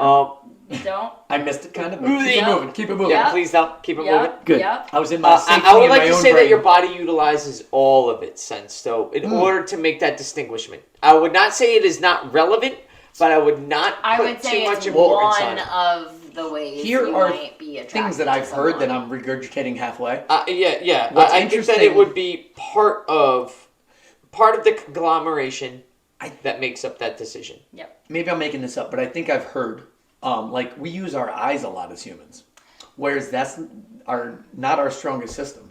It's So not our strong. It's actually a interesting. backup system. It's a backup Right. system, believe it or not. So it's a corollary backup system, We've and I learned learned to that. use that more though, which is interesting. Yeah. So on the scent side, you could argue that a lot of things that happen in your life are because of smells that you don't even realize, tying almost into the amygdala, where think of it as a subconscious 'cause system. nose- You smelled something, you're like, I don't know why, but I got a bad feeling. No one ever thinks it's because of a smell, but maybe you picked up a subtle smell that you know is bad. Maybe Well, you let picked me- up the I'm smell just- of a storm. Maybe you, because like you I can could do smell that. a storm, you can smell the snow coming, So- you can smell. Certain people, it's called MCS, multiple chemical sensitivities, where some people can Yes. smell. So a person like Yep. that, if you had flowers in the room, they would need to leave because they get headaches and shit. So now that person You had a teacher like that. Yes. Oh my God. Wait, I had did a we teacher both at have the same WestCon. teacher at Westcon? At WestCon. I had that chick. Yes. Yeah, she taught logic. And then there were motherfucker. And Yes. he used And we to all have sat in the to- back. He The used to have to hottest- power wash. I chewed So- gum once. For She was the like, record, who's got I gum? was, for people that don't know me, I feel bad for her. I feel bad. Best story ever though.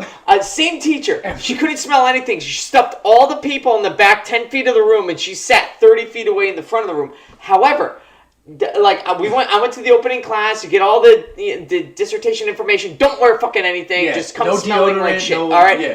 Wow. So I show up, listen to all the class. 2 weeks later, some chick shows up for the first time, and I'm not the prettiest dude now, and you think I'm not pretty now? I was very not pretty then, okay?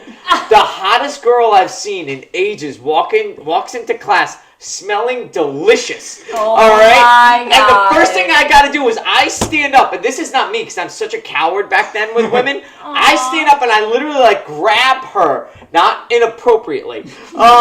I grab her by the shoulders. I walk her out the door, and she's like, "What are you doing?" I'm like, "You're gonna kill her!" Immediately. It's a good it's call the same for the woman. teacher, yes. And then in the meantime, I'm having this conversation with a woman. My heart's like, "Oh, I think I love you." And then at the same time, I'm like, "You can't shower before you come here." It's the most contradicting conversation I've ever had in my entire life. It's like I in really my heart, love it's that like- you showered, it's but like- you're not allowed to shower I before want you to come here. introduce you to my dog, but what's coming out of my mouth is you can't shower and make sure you smell like shit before you show up. That's such What a weird. happens You're though? like enforcing the rules. Like, come with me. You say no deodorant. Sorry. What if you have bad BO? It doesn't matter. It doesn't It's matter though chemical for her because sensitivities. it's chemical sensitivity. So that gets. Oh, So it kind of gets into okay. weird So she can't smell BO, but you're perfect. No, she can't smell BO, but she doesn't have a Chemicals. negative reaction to it. Okay. So it kind of gets into if people were to Interesting. argue against artificial That chemicals and scents. sucks. This is a person who's a natural shows that it's bad for you if you're sensitive to it. Whereas she probably, I'm just making shit up again. She probably wasn't sensitive to anything natural. Because it's nature. It's not that bad for you. It's your body's Here's the ready for argument. it. Ready? Hold on. Nature can kill you quick. Oh, so. no, well, no. Sorry, let's. Every unnatural chemical comes from a natural place. Ooh. Yes, but what we do with it. Nerd life. No, that's an interesting. I know, it's an interesting statement. Aspirin- and I understand the correlation. Aspirin comes from a tree. There's a plant. There's no way in nature usually that you could eat enough of it to get an overdose from that To drug. overdose from it, And most yes. plants, I was told this in a class at WestCon, the naturopathic thing.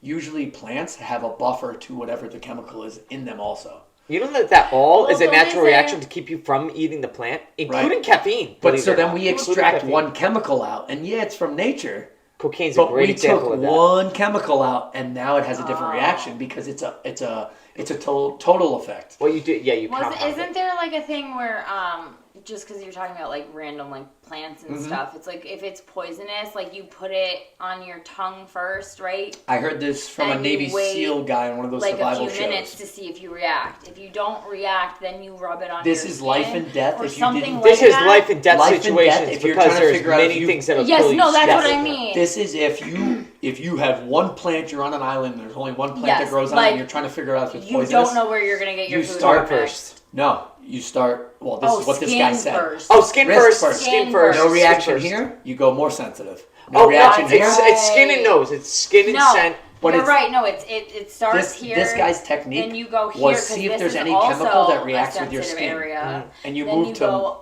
up to here. you move to more and more sensitive your skin, lymph eventually nodes to the and mouth. shit. And then if you get no tingle in your mouth, then he goes, now you can try and eat a piece. But like, there's a whole system of like, leave it for a half hour. Does it turn red? That's so Is that crazy. plant trying to kill you? That's what he's getting into. No, Like, 100%. That's And great that's talk. stuff I want to learn To about tie it because back I in. feel like, again, going back to the can I beginning pee? of our conversation, we'll end this in just in No, I mean, after I'll this just go real topic. quick and come back. Well, no, 'cause I'm because it's enjoying already. it, Oh, dude, fuck now I them. don't They're going to either listen or not I was listen. gonna Let's pee just if I go can. to Yeah, Yeah, go pee, okay. but now I don't remember what I was Sorry, saying. keep going. Take your I'll be wine right with you. What was I saying? I love that you did. You came back for it. What was I saying? Yes, but you were going to bring it back to the beginning of our conversation. Oh, going back to we've gotten kind of far away from knowing about nature and what's good and bad. And like, granted, we don't need to really because we have food. But what if? You ready for Just this? what if one day we're? And I'm not saying this is going to happen. I'm just saying you should kind of know how to survive. That's personal ignorance because we did not get away from that. We actually have 10 times more, 1,000,000 times more information readily available for 1,000,000 times more forms of fauna and flora. The thing is, we choose not to learn about it. Okay. Because that if you talk even like 30, Well, I'm 40 just years saying- ago, the information exists in magnitudes of like. I'm gonna take it right over. Sorry. I love That's thinking about how humans figured out which berries were poisonous. Like, I'm so glad that we're in now and we know raspberries are okay. Because back in the day, there was trying to loads figure of it humans out. being like, let's try this berry. Oh, I'm glad I wasn't like part of that because you knew that there was some king Somebody- that said no. There was some person of an upper echelon that looked at somebody from a lower echelon and be like, "You have to fucking eat that." Somebody And then they had to try sat, it. but then they sat and watched. You know Yo. what I mean? Like that's the most dick move you could ever do. Now we have scientific methods and ways Right. to avoid all But that. like- But back in the day, the trial and error process was some dude who was an asshole went, Well, "You eat that shit." My and then favorite wait. a lot one of is like, berries how are did good. we figure out we could eat clams? You know what I mean? And then I actually started thinking about it, and I was like, oh, they saw a bird. Nature is pick always the one key. up knowing Nature's 'cause the birds answer. are smart. Nature is the answer. And smash it on the ground, and they saw them eat it, and I was like, oh my god! But it took me years. But here, that's 'Cause that's a also good point. figure Why that would I out. ever think of eating a clam? It looks like Once a you- closed rock. once How you- would Also- I even know that opens? things also changed through time because remember back in I'm reading the Bible, by the way. Hello. Animals If you haven't just- figured it If out. you haven't figured that out, Animals and plants used to be different. yet. They were different because Like, back in the day, There were people some used big to. things back in the day. Also, people back even when. Well, that's what I'm saying. This little itty bitty rock. Why would you think that would open? Well, he Well, was back, getting back to in it. the time when they ate, back in the time when the Old Testament was written, people used to eat doves, which they still do today. But they also used to. go for a ready for nice this? dove. They still Go eat for a doves nice today. dove right now. It's a bird. It's whatever. very tasty. But they also used to eat pigeons a lot. Nowadays, that is not something you would do. So Will. No, dirty because bird. pigeons are gross. It's not that they're gross animals. I It's don't that know. they've lived amongst humans to the point where they are more disease ridden than they used to be. They used to be Things have much changed. Is it less because- disease ridden. Don't you find more of them, like pigeons, in like city areas? Yeah, for easy accessibility to food Because pigeons have learned And that that's humans, why they're disgusting. or an easy access. to pigeons food. have learned, and hence probably why they're more diseased And or hanging out that's, with well, those that's humans. what I just said, No. and that's why they're disgusting. Animals are gross too. Nature will kill you quick. Oh. What's it? Armadillos got leprosy. One of them No, things got leprosy. It's One of them armadillos. has AIDS It's too. armadillos. Which Yeah, like one has AIDS? koalas. Oh, Koalas are Koalas just rocking have HIV. AIDS. If you One of something regular? like that. Oh, Something yeah. like that. Yeah. Most Really? koalas, I feel like- is they it? say No, do is it? not. Yes, it's Is it AIDS. HIV? They say do not what? They say do not touch. But like koalas and got like, some shit or- too. 'cause Yeah, it- koalas it got some shit. scratches you. Yeah, So Anything. cute. I know. that's a shame. I was like, I oh, know, right? I was like, that makes me so sad because they're so adorable. I heard that they're kind of dicks for the most part, to be honest. I'm sure they are. Yeah. Which I could be wrong, but I think that they're one of those things that are I don't- statistically proven to be dicks, kind of like polar bears. Oh, Coca-Cola polar bears. No, They are the most vicious No, I mammal think on the no. planet. Honestly, I think koalas They're like just sleep cute. for like 20 hours a day. Not a bad luck. I'm not sure. I'm not trying to. It's one of the. I thought I remember being like, oh well, that's fucking sucks. They just sit there and like eat some eucalyptus and then pass out. Maybe it Like, makes that's them boring. high and they're like, yeah. I don't know, but Interesting. Well, that would be like, imagine if it was euphoric, people would be eating eucalyptus like it was their job. Like, Oh, yeah. 100%. If even Humans- one person thought that, We're Yeah, still yeah, looking yeah. for new That drugs. there would be like a shortage of eucalyptus Oh my God, that would be eucalyptus hilarious. trees. Let's see what happens. but I mean, you never know Eucalyptus. because like something can affect a human and not affect a animal, and something can affect an animal and not. That's a very human. true, and they Yeah. get different reactions to it. Animals love getting high. No, there's a few different animals. Oh, that's like very I've seen true. on specials and No, things where most they actually, they- and most given the opportunity would do so. Yeah, hey, they like Why do you they think just switch it so up. many dogs like get into like weed and edibles because they can smell Well, that shit and they want I like it? to think too, because dogs are just dogs. They're like, ooh, Well, food. that's true. They'll eat anything. And Yeah, get oh, it. dude, that's 100% true. That's why dogs are so great. If They you met represent my the dog- innocence of life. You're Did like, you ever oh. meet Jersey when she was alive? I know you did. Yeah, Yeah. you did, Yes. right? Yeah. Oh, yeah. She looked like she was high all the time. She never, like, I got her drunk once. It was the worst idea in the world. Charlie- Ooh, yeah, it's gonna be a Charlie smells. Don't our do weed. what I do. No, I'm not gonna say Humans. anything. But Charlie smells our weed and goes he So, and loves focus like Like, more not- so than we. He as doesn't treat it like food. It's different. The he first time- laser focuses. Yeah, the first on time that he ever shit. saw weed, he like sat down and like gave it respect almost. Yeah. But no, he like food dogs get in your face, they're begging. He was like, "What's that?"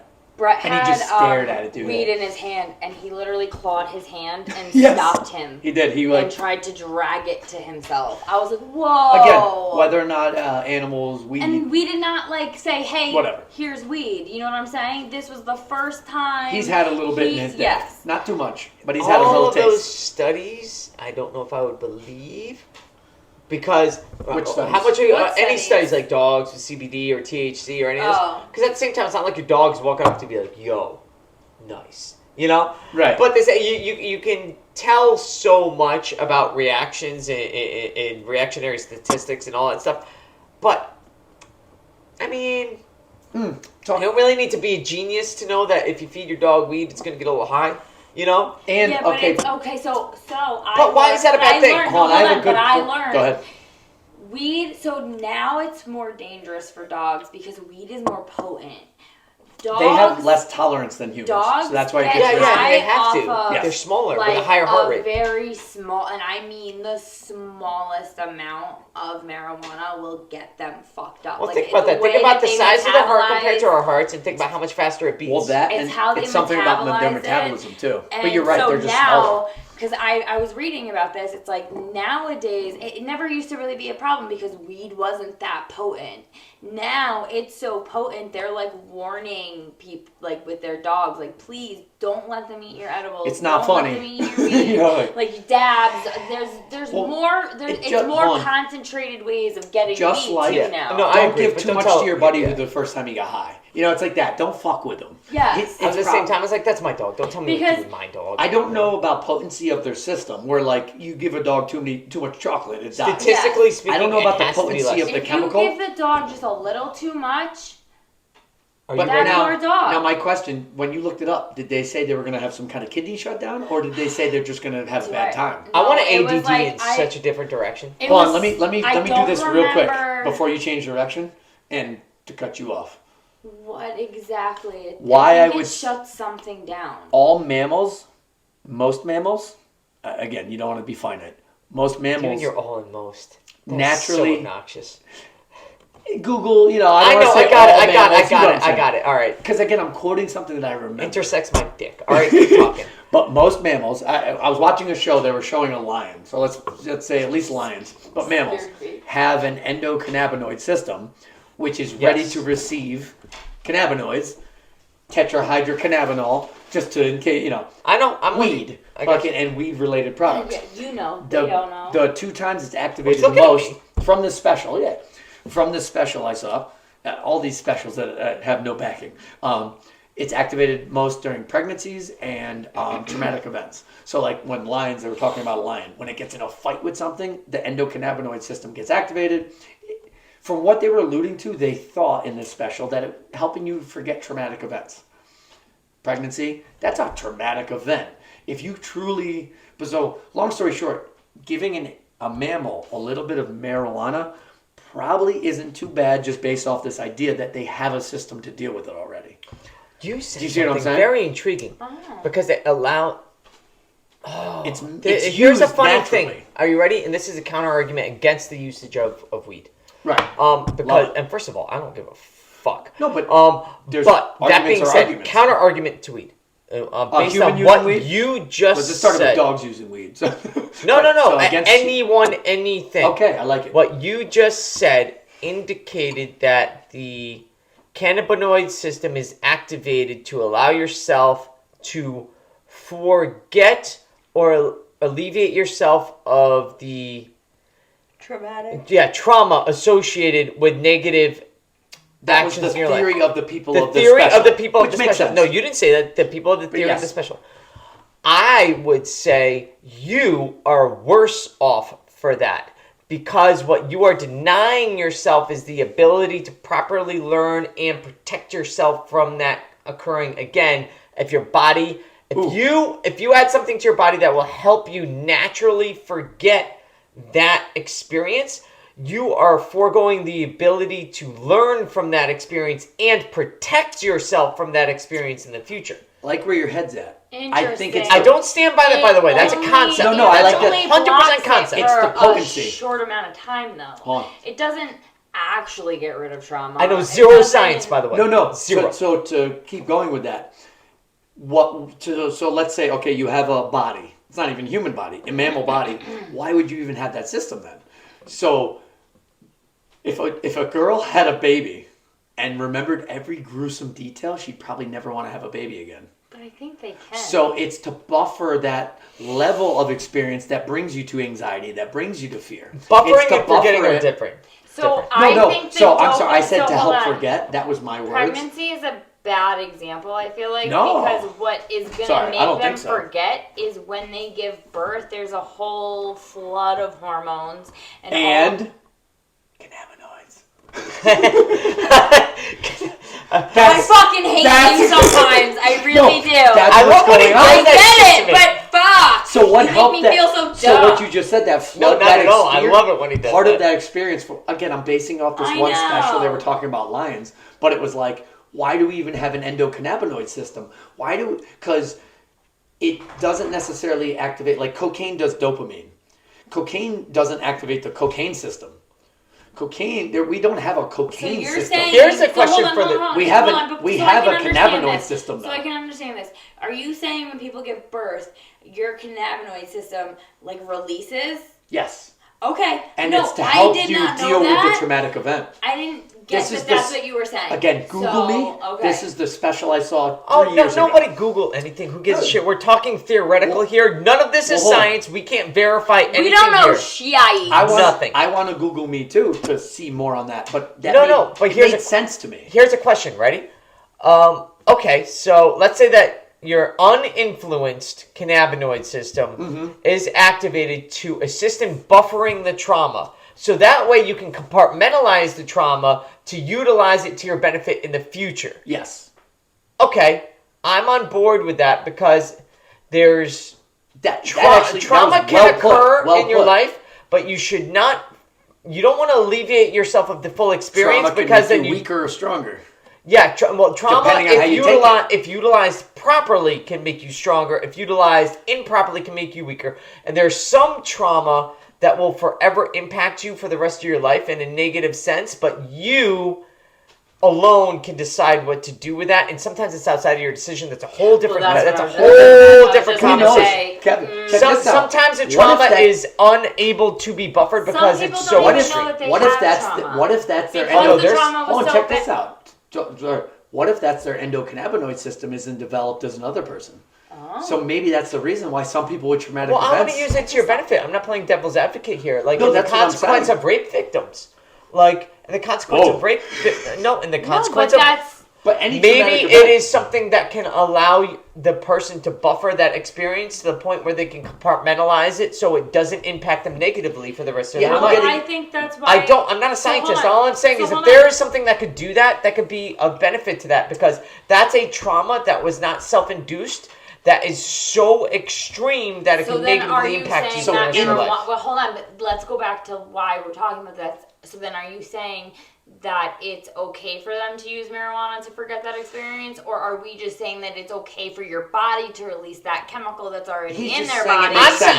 Don't ask me that. I We have are no all, answers. I'm just making sure I refuse on record to answer that because I do not know and I do not have enough medical or scientific literature to claim No, any I just of that. meant like... No, but you're just saying it makes sense. Hold on, wait. But it makes sense that if something was available to someone of that kind of experience to help buffer that experience to make their quality of living better because it alleviates them the tension of their negative stress and anxiety. Right. Well, I can't not support that because that was something that was put onto them. They didn't choose that decision. Right. You know what I mean?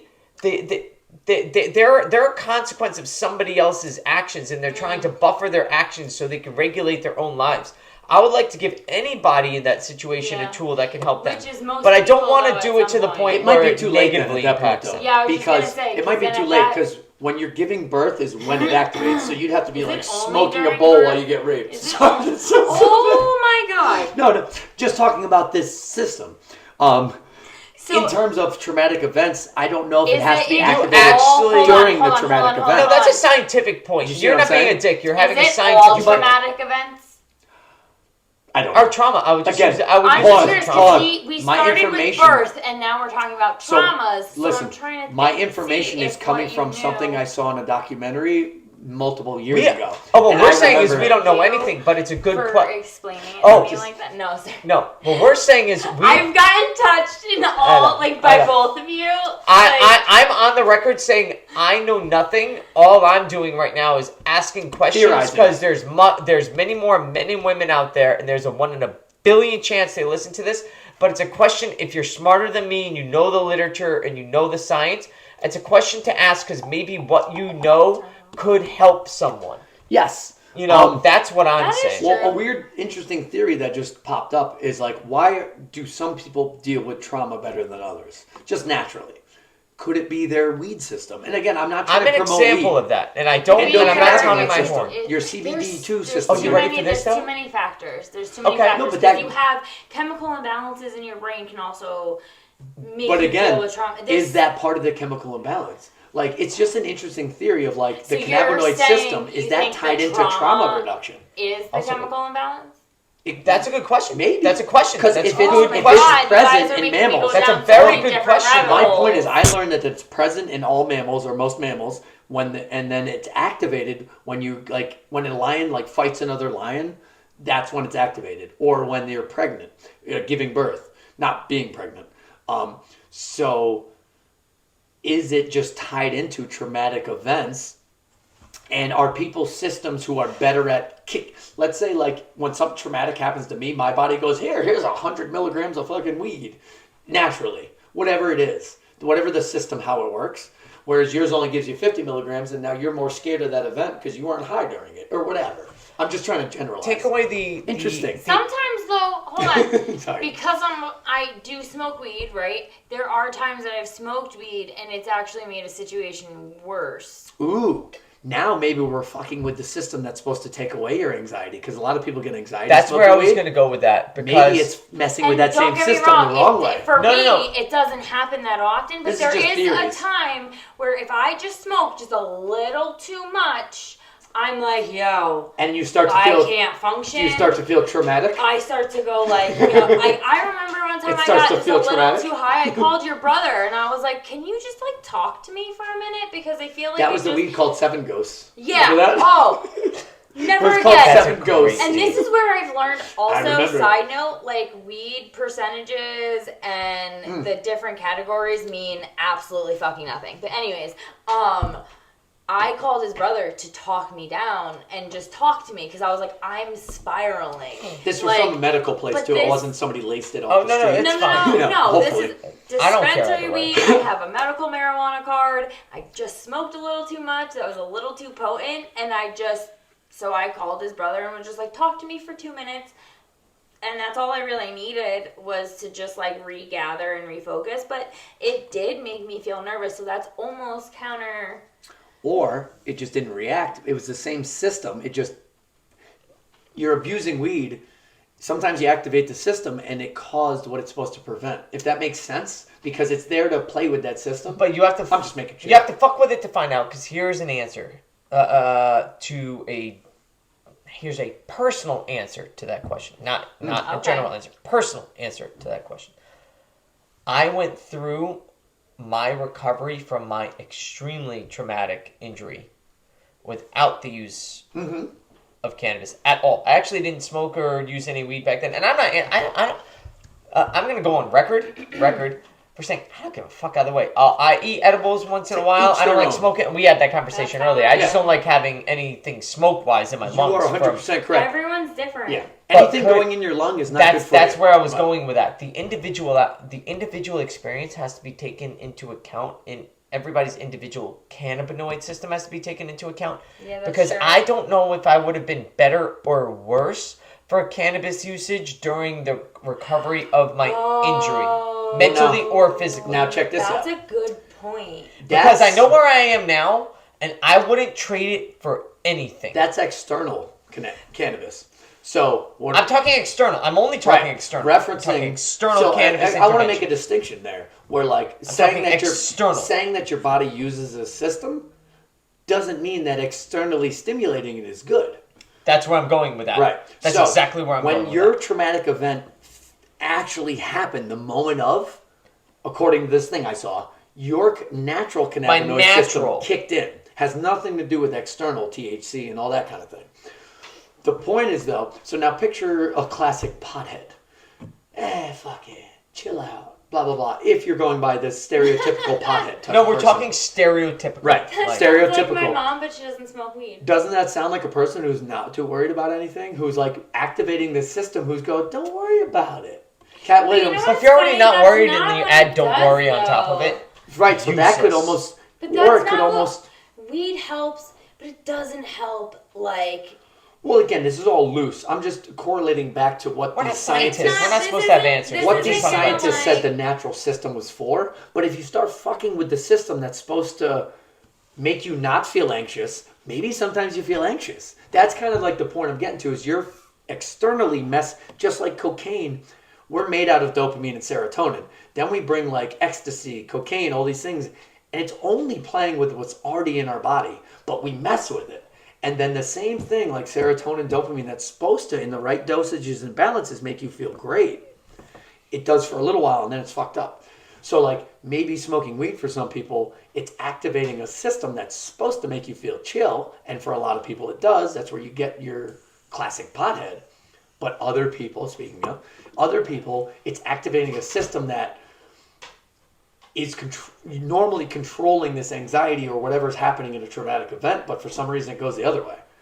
It makes sense that same system could... Because it's not like it hasn't happened in other systems.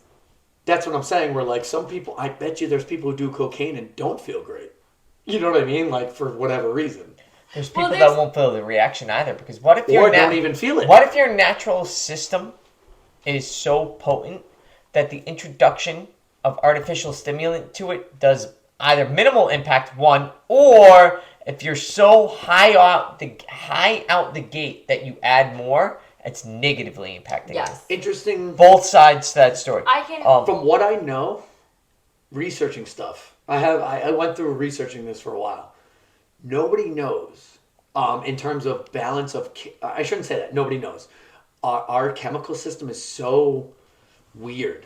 Whereas like, there's a reason that we haven't figured out depression and like this, because like we don't know, every person's balance of serotonin to dopamine to this is different. Whereas like you may have 2 milliliters in your system at any time. That's why some you're people leaving have a some pain certain things out. tolerance. Whereas another happy Than person. some others. So it's an interesting like everyone's bodies are so fucking more dopamine different. isn't always good.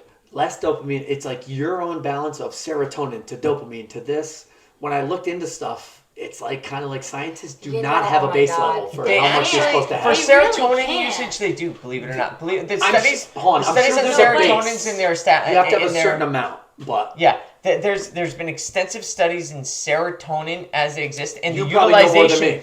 and the utilization of serotonin and your They've Maybe- studied maybe it in all different like aspects of life and like Dopamine and different- serotonin are different too. So yes, yeah, that they're correlated, but they are different. yes. In terms of Believe it or not, the stimulation that increases one usually increases the other. Believe it or not, because they correlate directly to each other. Makes sense. However, and I'm fairly well read, but not well read enough to consider myself any kind of master at any of these subjects. But what I do know is that your serotonin-based system does reflect in a vast magnitude of who you become as a person, how you react to items, and what you do and with physically. Yeah. Too. Both. That's No, the hard part with those Both. with those neurotransmitters. But what you're omitting from the conversation, which is too extensive of a conversation to go into, we're talking is crazy. Yeah. we're utilizing the cannabinoid system, its effects on serotonin and dopamine, but we're also subject to a vast magnitude of different hormones that regulate the system. Most importantly, cortisol, glycogen-based, your glycogen-based system, testosterone, estrogen. And all of these systems, cocktail. yeah. If you throw that all together, though, they all correlate with each other and work in unison to get the outcomes that we're talking about right now. So, well, even though we're talking about the utilization and the experience associated with one of these, what you do in the other systems will directly impact what we're saying right now. Yes. So And the like- problem is we're having a one-sided conversation without taking into account that there's a lot of external items, including those that I just mentioned, that make that create a large effect on the outcome of what we're talking about. To go back to the beginning of this, though, the uniqueness of the endocannabinoid system, whereas that's the old, just referencing that particular thing, dopamine, serotonin come up a lot with just our conversation. My levels are going up and down. If I feel good, if I don't, my endocannabinoid system is not being activated right now. No, because you're not. So to in go back to trauma. my point, to the specificity of the endocannabinoid system, yes, it will also be correlated in a traumatic event. I guarantee dopamine and serotonin are going all over the place. But from what I understand, no other time in life is your endocannabinoid system activated. Well, it's a reactionary system. So that's why it's a unique scenario there. You're right, though. The cocktail that's going on isn't just the cannabinoids going through your system. Yeah, that's the thing is that Okay. it's working in correlation with others. Yes. Is what I'm saying. Spiraled out from the original. There was no topic. There was no topic. No, but there into was for a second. to get into chemicals, though, when I was looking into like depression and things like that, what's so hard and why we haven't solved it yet, because your levels are different than my levels, and what keeps you functioning normal isn't necessarily correlated to me at all. Is dopamine and serotonin supposed to be the same amount all the time? I don't know. Some people, yes. Some people not. Some people have very low serotonin, or there's more chemicals than we're referencing. But that balance, from everything I started looking into, they use fancy words, but doctors are like, So that's why there's a new depression pill every day. That's why, because they I know feel like doctors that they're are related, like, but they can't find that balance because it's so most crazy. things, Like- and then just prescribe. But especially with neurotransmitters, you would hope that they figured out the average human needs this much dopamine and this much serotonin at the same time, and now you'll be happy. I It don't doesn't like that work that conversation. simple, though. I It don't like doesn't that happen. conversation because what you do at that point is you take the uniqueness out of the character of that individual. I'm just talking. I know humans are trying to what figure you're out- trying to say. To get a baseline, that's why some people get prescribed certain anti-anxiety medication. It's because their dopamine and serotonin levels aren't at a level in which allows but- them to exist properly. So, hold on. hold on. I am. There's one thresholds, of those but- so I am bipolar. Most of it's behavior, though. That's a good. That's an example that you should. But I can reference. tell They you probably right now, didn't test your though, chemicals, though. They probably went off behavior. So No, you can test your chemicals. yeah, no, you I need a baseline. actually Well, have I don't know. I'm saying because I know you've been for a long time. so- Yes, so I've gone even through blood tests and like all this other shit of like what it is. I've just always denied in my brain. It was on your literally- average blood test doesn't test No. dopamine and serotonin and things No, like that. I'm That's Not a a special big test. Yeah, So that's my a point special is, test. most people that are on something to regulate their chemicals have not been tested for chemicals. Oh, that's very true. Do you know what I'm saying? So That's not, a different conversation. So most That's people flaws aren't in at the this. But isn't that like not like So, a test that you can hold just on. normally do though? So check this You out. have to This is request like it. That's what you're request referencing kind of is like yes, But yes. I'm sure scientists have a baseline. Yes. There is a baseline that both of these need to exist. But beyond that, from what I looked into, is like some people exist at 100 milligrams of dopamine every day and are happy. Some people exist at 50 milligrams and are just as happy. There is no like. Replace that terminology with testosterone. So Do you now understand, same do you thing. understand what I'm saying? So similar With this- idea though. Yes. So exactly. some people exist at whatever testosterone level and don't seem to have any symptoms of low testosterone, whereas other people have twice that and are tired, or whatever. Yeah. But There's all different factors at play. You know, Every Donnie single would be people- so every proud of single us. the person- magic of the person- human body. Donnie, they're finishing the wine. Sorry, this is in front of So your face. I'm going to sum it because we've been talking for a while. One of my favorite things in life is to think that the answer's in the gray area because there isn't an answer. And answers change, maybe not with science. Water's water, whatever. But so in terms of like figuring let it go. figuring out humans and things like that, like I know. it takes work. It takes and like any hard subject in life is going to be somewhere in the gray area where we're talking about it, we're figuring it out. Because usually there's not I don't want to use the word black and white because it has nothing to do with race or anything. There is usually not a cut and dry answer, one side or it's another. It's not race, it's black or white is the term. No, but I'm using the color wheel. Whatever. Usually, an answer is somewhere in the middle. Is somewhere in the middle of any subject. There's people who And only it changes. see It right changes. and wrong.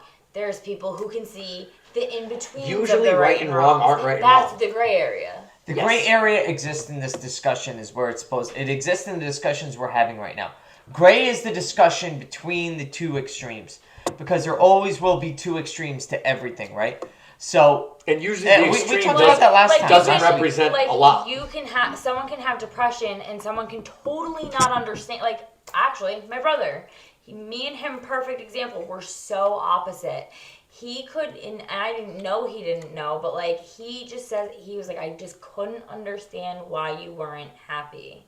He just didn't understand the basics of sometimes shit just gets you. Like, you know what I mean? Like, he couldn't understand why it affected my sleep, why it affected certain parts of my life. People just sometimes they need a specific answer, and sometimes you just can't This is your give time. that specific Your answer. brother was the black and white type of person. Yes. Originally. Yes. Again, no offense. Well, no, he'll even tell Why does that you have to that be was offensive? no. But my brother will tell you he was Anytime very you bring black up a and person, white. No, personally, my brother will. you never know how they're going to take my it. brother, That's what my brother would straight I know up who tell they you are. he's black and white, Yeah. but he has actually come a long way from seeing only right and wrong, and now he can see in the middle, and that's taken a lot of growth, which I think a lot of whatever. But what was my original point again? Well, we were talking about how like Oh. usually the gray area but was my point. usually the gray area is where most things reside. That's There's no right or wrong in a lot of No. yes, there is in hold on, certain. but you can find an answer. But it's like you can find an answer mutually with another individual. there's and it might honestly answer might be a time period. It might be just in a scenario. It might be whatever. And it doesn't make it right or wrong. But the whole point of the gray area is to keep thinking, and the whole point of the gray area is that like things change. That's like one of the most consistent thing in life is change and stuff. Yeah. That's what I was saying last week, or the last conversation we had on the podcast. The best questions are those that will never have answers, and that's what you're going with. It's the answers will always be That's malleable. exactly the gray area. Yes. But the thing is, if you don't discuss them openly and have the ability to risk offending people in your discussion because you're willing to then tell no what one you would think is ever the change. truth. Nothing will change positively. Only things can go negatively if you're not willing to risk that. Gray area represents thinking on a certain level. That's exactly what it is. That's kind of That's where thinking happens. Yes. Is what Otherwise, you don't have to changes think. certain people's opinions to change. Exactly. You know what I'm saying? Like when you keep having conversations, and we're gonna keep having these conversations, and we're gonna have them with different people, and everyone has their different view, and you're gonna look at something that you never looked at before in a way that you've never looked at it before. Wait, Well, did I just say that double? No, Okay. nonsense. Well, I like to, as an example of the gray area. Now, it's not gray. It depends. No, it is gray. There are certain things. Well, this is. I'm if going it to is take a a s- finite fact and make it gray. If it is a scientific, absolute true, I don't like See, the word this true. is what I'm doing now. What was the word That's I what I'm used gonna do. earlier? If it's a scientific So actuality, there are certain things Hold that on. are always going to be. Well, yes and no. This is going to be my example. there's scientific actuality, Where and then is- there's I brought this up when we were having the last podcast. Water boils at 212 degrees Fahrenheit. I'm American, so I don't know the Celsius to that. I forget what it is, but 100. it's 100. Is there you I'm go. American. I just Zero said that to be and funny. 100. It is 0 and It's 100. You're right. 0 That and should have been easy. 100. So See, I whichever wouldn't way you want to know look at it, water boils at 212 degrees Fahrenheit. That's a scientific fact. Except if you're on a high altitude, it boils higher or lower. I forget. Except how much salt is in the water. Except so like you can take a simple fact like what temperature does water boil at? 212 degrees. Here's the thing about science, though. Now I'm not No, saying it's scientific. great. No. Getting Those your those eyes. are all still scientific scientific. facts. Those are still scientific facts that can be extrapolated. But you in can a say, conversation- scientifically speaking, at 0 altitude with 0 salt content, see how water specific you have to boils get? at 100 It's still a degrees gray Celsius. area. That's not great. But what it says You is have that to be specific for it pending not to be your gray. situation, the variables need to be taken into consideration for the outcome in which you get. That doesn't make it gray area, though. But think of how that long just that means was. that you can't be stupid about the fact that But one thing matters Again, across the board. it's loose, but I'm just saying you can take a fact as simple as water boils at 212 degrees and break it into more of a gray area. So, But it's not, I Okay, disagree. but I don't now think it's gray You area. guys are gonna keep arguing this because You're right. there is no. No. No, I'm I'm not saying being in a bad loose. way. I'm just saying this conversation is gonna keep on going. It could be great as somebody who didn't. I know hope these so. facts. No. They can listen as long as they want. No, but I don't want to talk about it anymore. No, we can move on. But those Oh, individual. see, that's different. No, Those so I'm trying to say you guys are going back and forth right now Oh. constantly, but I don't have anything to add to this, and that's fine. But you guys are never gonna like find No, the in between. It's just the idea that most things you could consider gray. There's usually a discussion more involved. That's why. Believe That it or was not, the idea. We were talking before, Even something before when simple you were like water talking with temperature Solar boiling Guy. is gray. What we were talking about is the fact that we can argue literally for. The best Yes. part about my friendship with Brett is the fact that even though we agree on most things, is we can find a way to argue with each other. Indefinitely, though. Me and you do Oh, the same thing. Yeah, though. we do the same thing, though. But the thing about you, which I appreciate the most, is you have a different perspective than I do. So he's arguing things while I know he's on my he's in the same perspective of me individually. Okay. He'll fuck with me to make sure I'm not being an idiot. You know what I mean? He's like, don't be a dick just to be a dick. You know? Somewhat, yeah. Which is good because that's what keeps you humble. You, however, can be humble in a different way by saying, not everybody thinks of it that way. Okay. Yes, him and I think You know, similarly. but Okay. then, you don't. but not Yeah. only do you say that, you say, this is how I think of it. Mm-hmm. And then I have to sit down and shut up because the things that are based in perception in this gray area need to take into account That's yes. all of these perceptions because it's a conversation Okay. that needs to be Yeah. had. Yeah. It is not an answer that can be given. It's a conversation that needs to be had. Yes. So There are everything certain we were things And in that's this what life I was that trying are to like say, that. and that's what I was trying to say before is like, yes, we all need to keep having these discussions to keep learning and gaining perspective So like you and said, it's changing like it. But details. Make sure the everyone knows the argument context. that was going on, I was Him and like, I like to get don't- into because details you of guys semantics. Will, and me and you do it too, though. Me and you too. There was one moment on our first podcast where Dan Mancini looks at the camera because we kept arguing over the dumbest I didn't think little we thing. went that no, long it there on that wasn't. one. But like I love those arguments. but, no, me too. But sometimes I feel like let's try to. I felt like it was progressing pretty good. Maybe we started Maybe stalemating there. I just got. You just didn't like the No. subject. I'm also high, so I'll go. How'd that happen? So if I'm not like intertwined into the conversation, right? You guys know way more about this. I go into a place called Dannyland. And then I'm like, and I lose my, and I'm sorry that I did go into Dannyland a little bit. But to submit, you're right. Those are a I bunch kind of of start getting individual lost. facts. If I get lost, Is there anything? Well, it's also lost in disinterest because him and I have a tendency to go so ADD with conversations. It has no point at some point. I agree which is with fine. both of you. I agree that there's both sides and So, that the gray to area your and point- this and blah, To blah, your blah, point, but I we don't started care arguing the about semantics of an arguing example. it. Yes. We started arguing the semantics of an example. Which- we both agreed that people need to think and use the gray area. The good thing is when I do it with him, it's actually not an argument.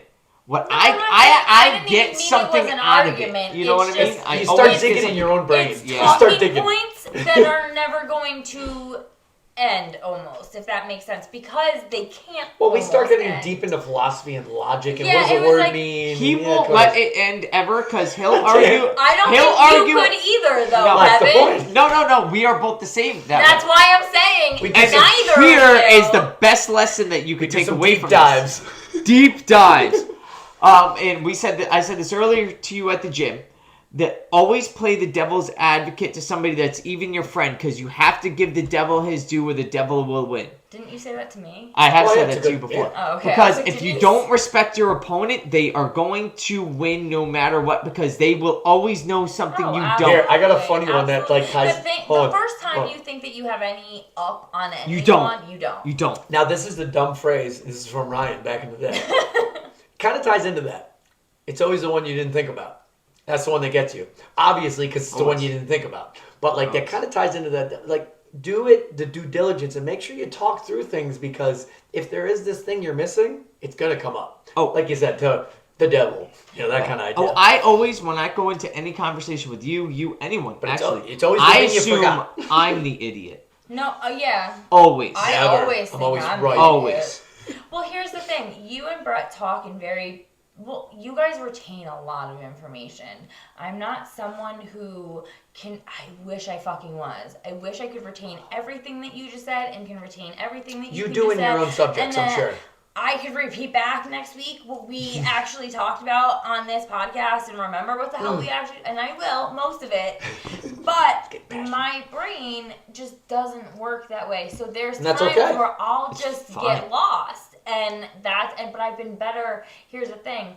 I used to just let it happen and I would sit back. Now I'm like, wait, what? I'll ask Interrupt you and to ask. explain.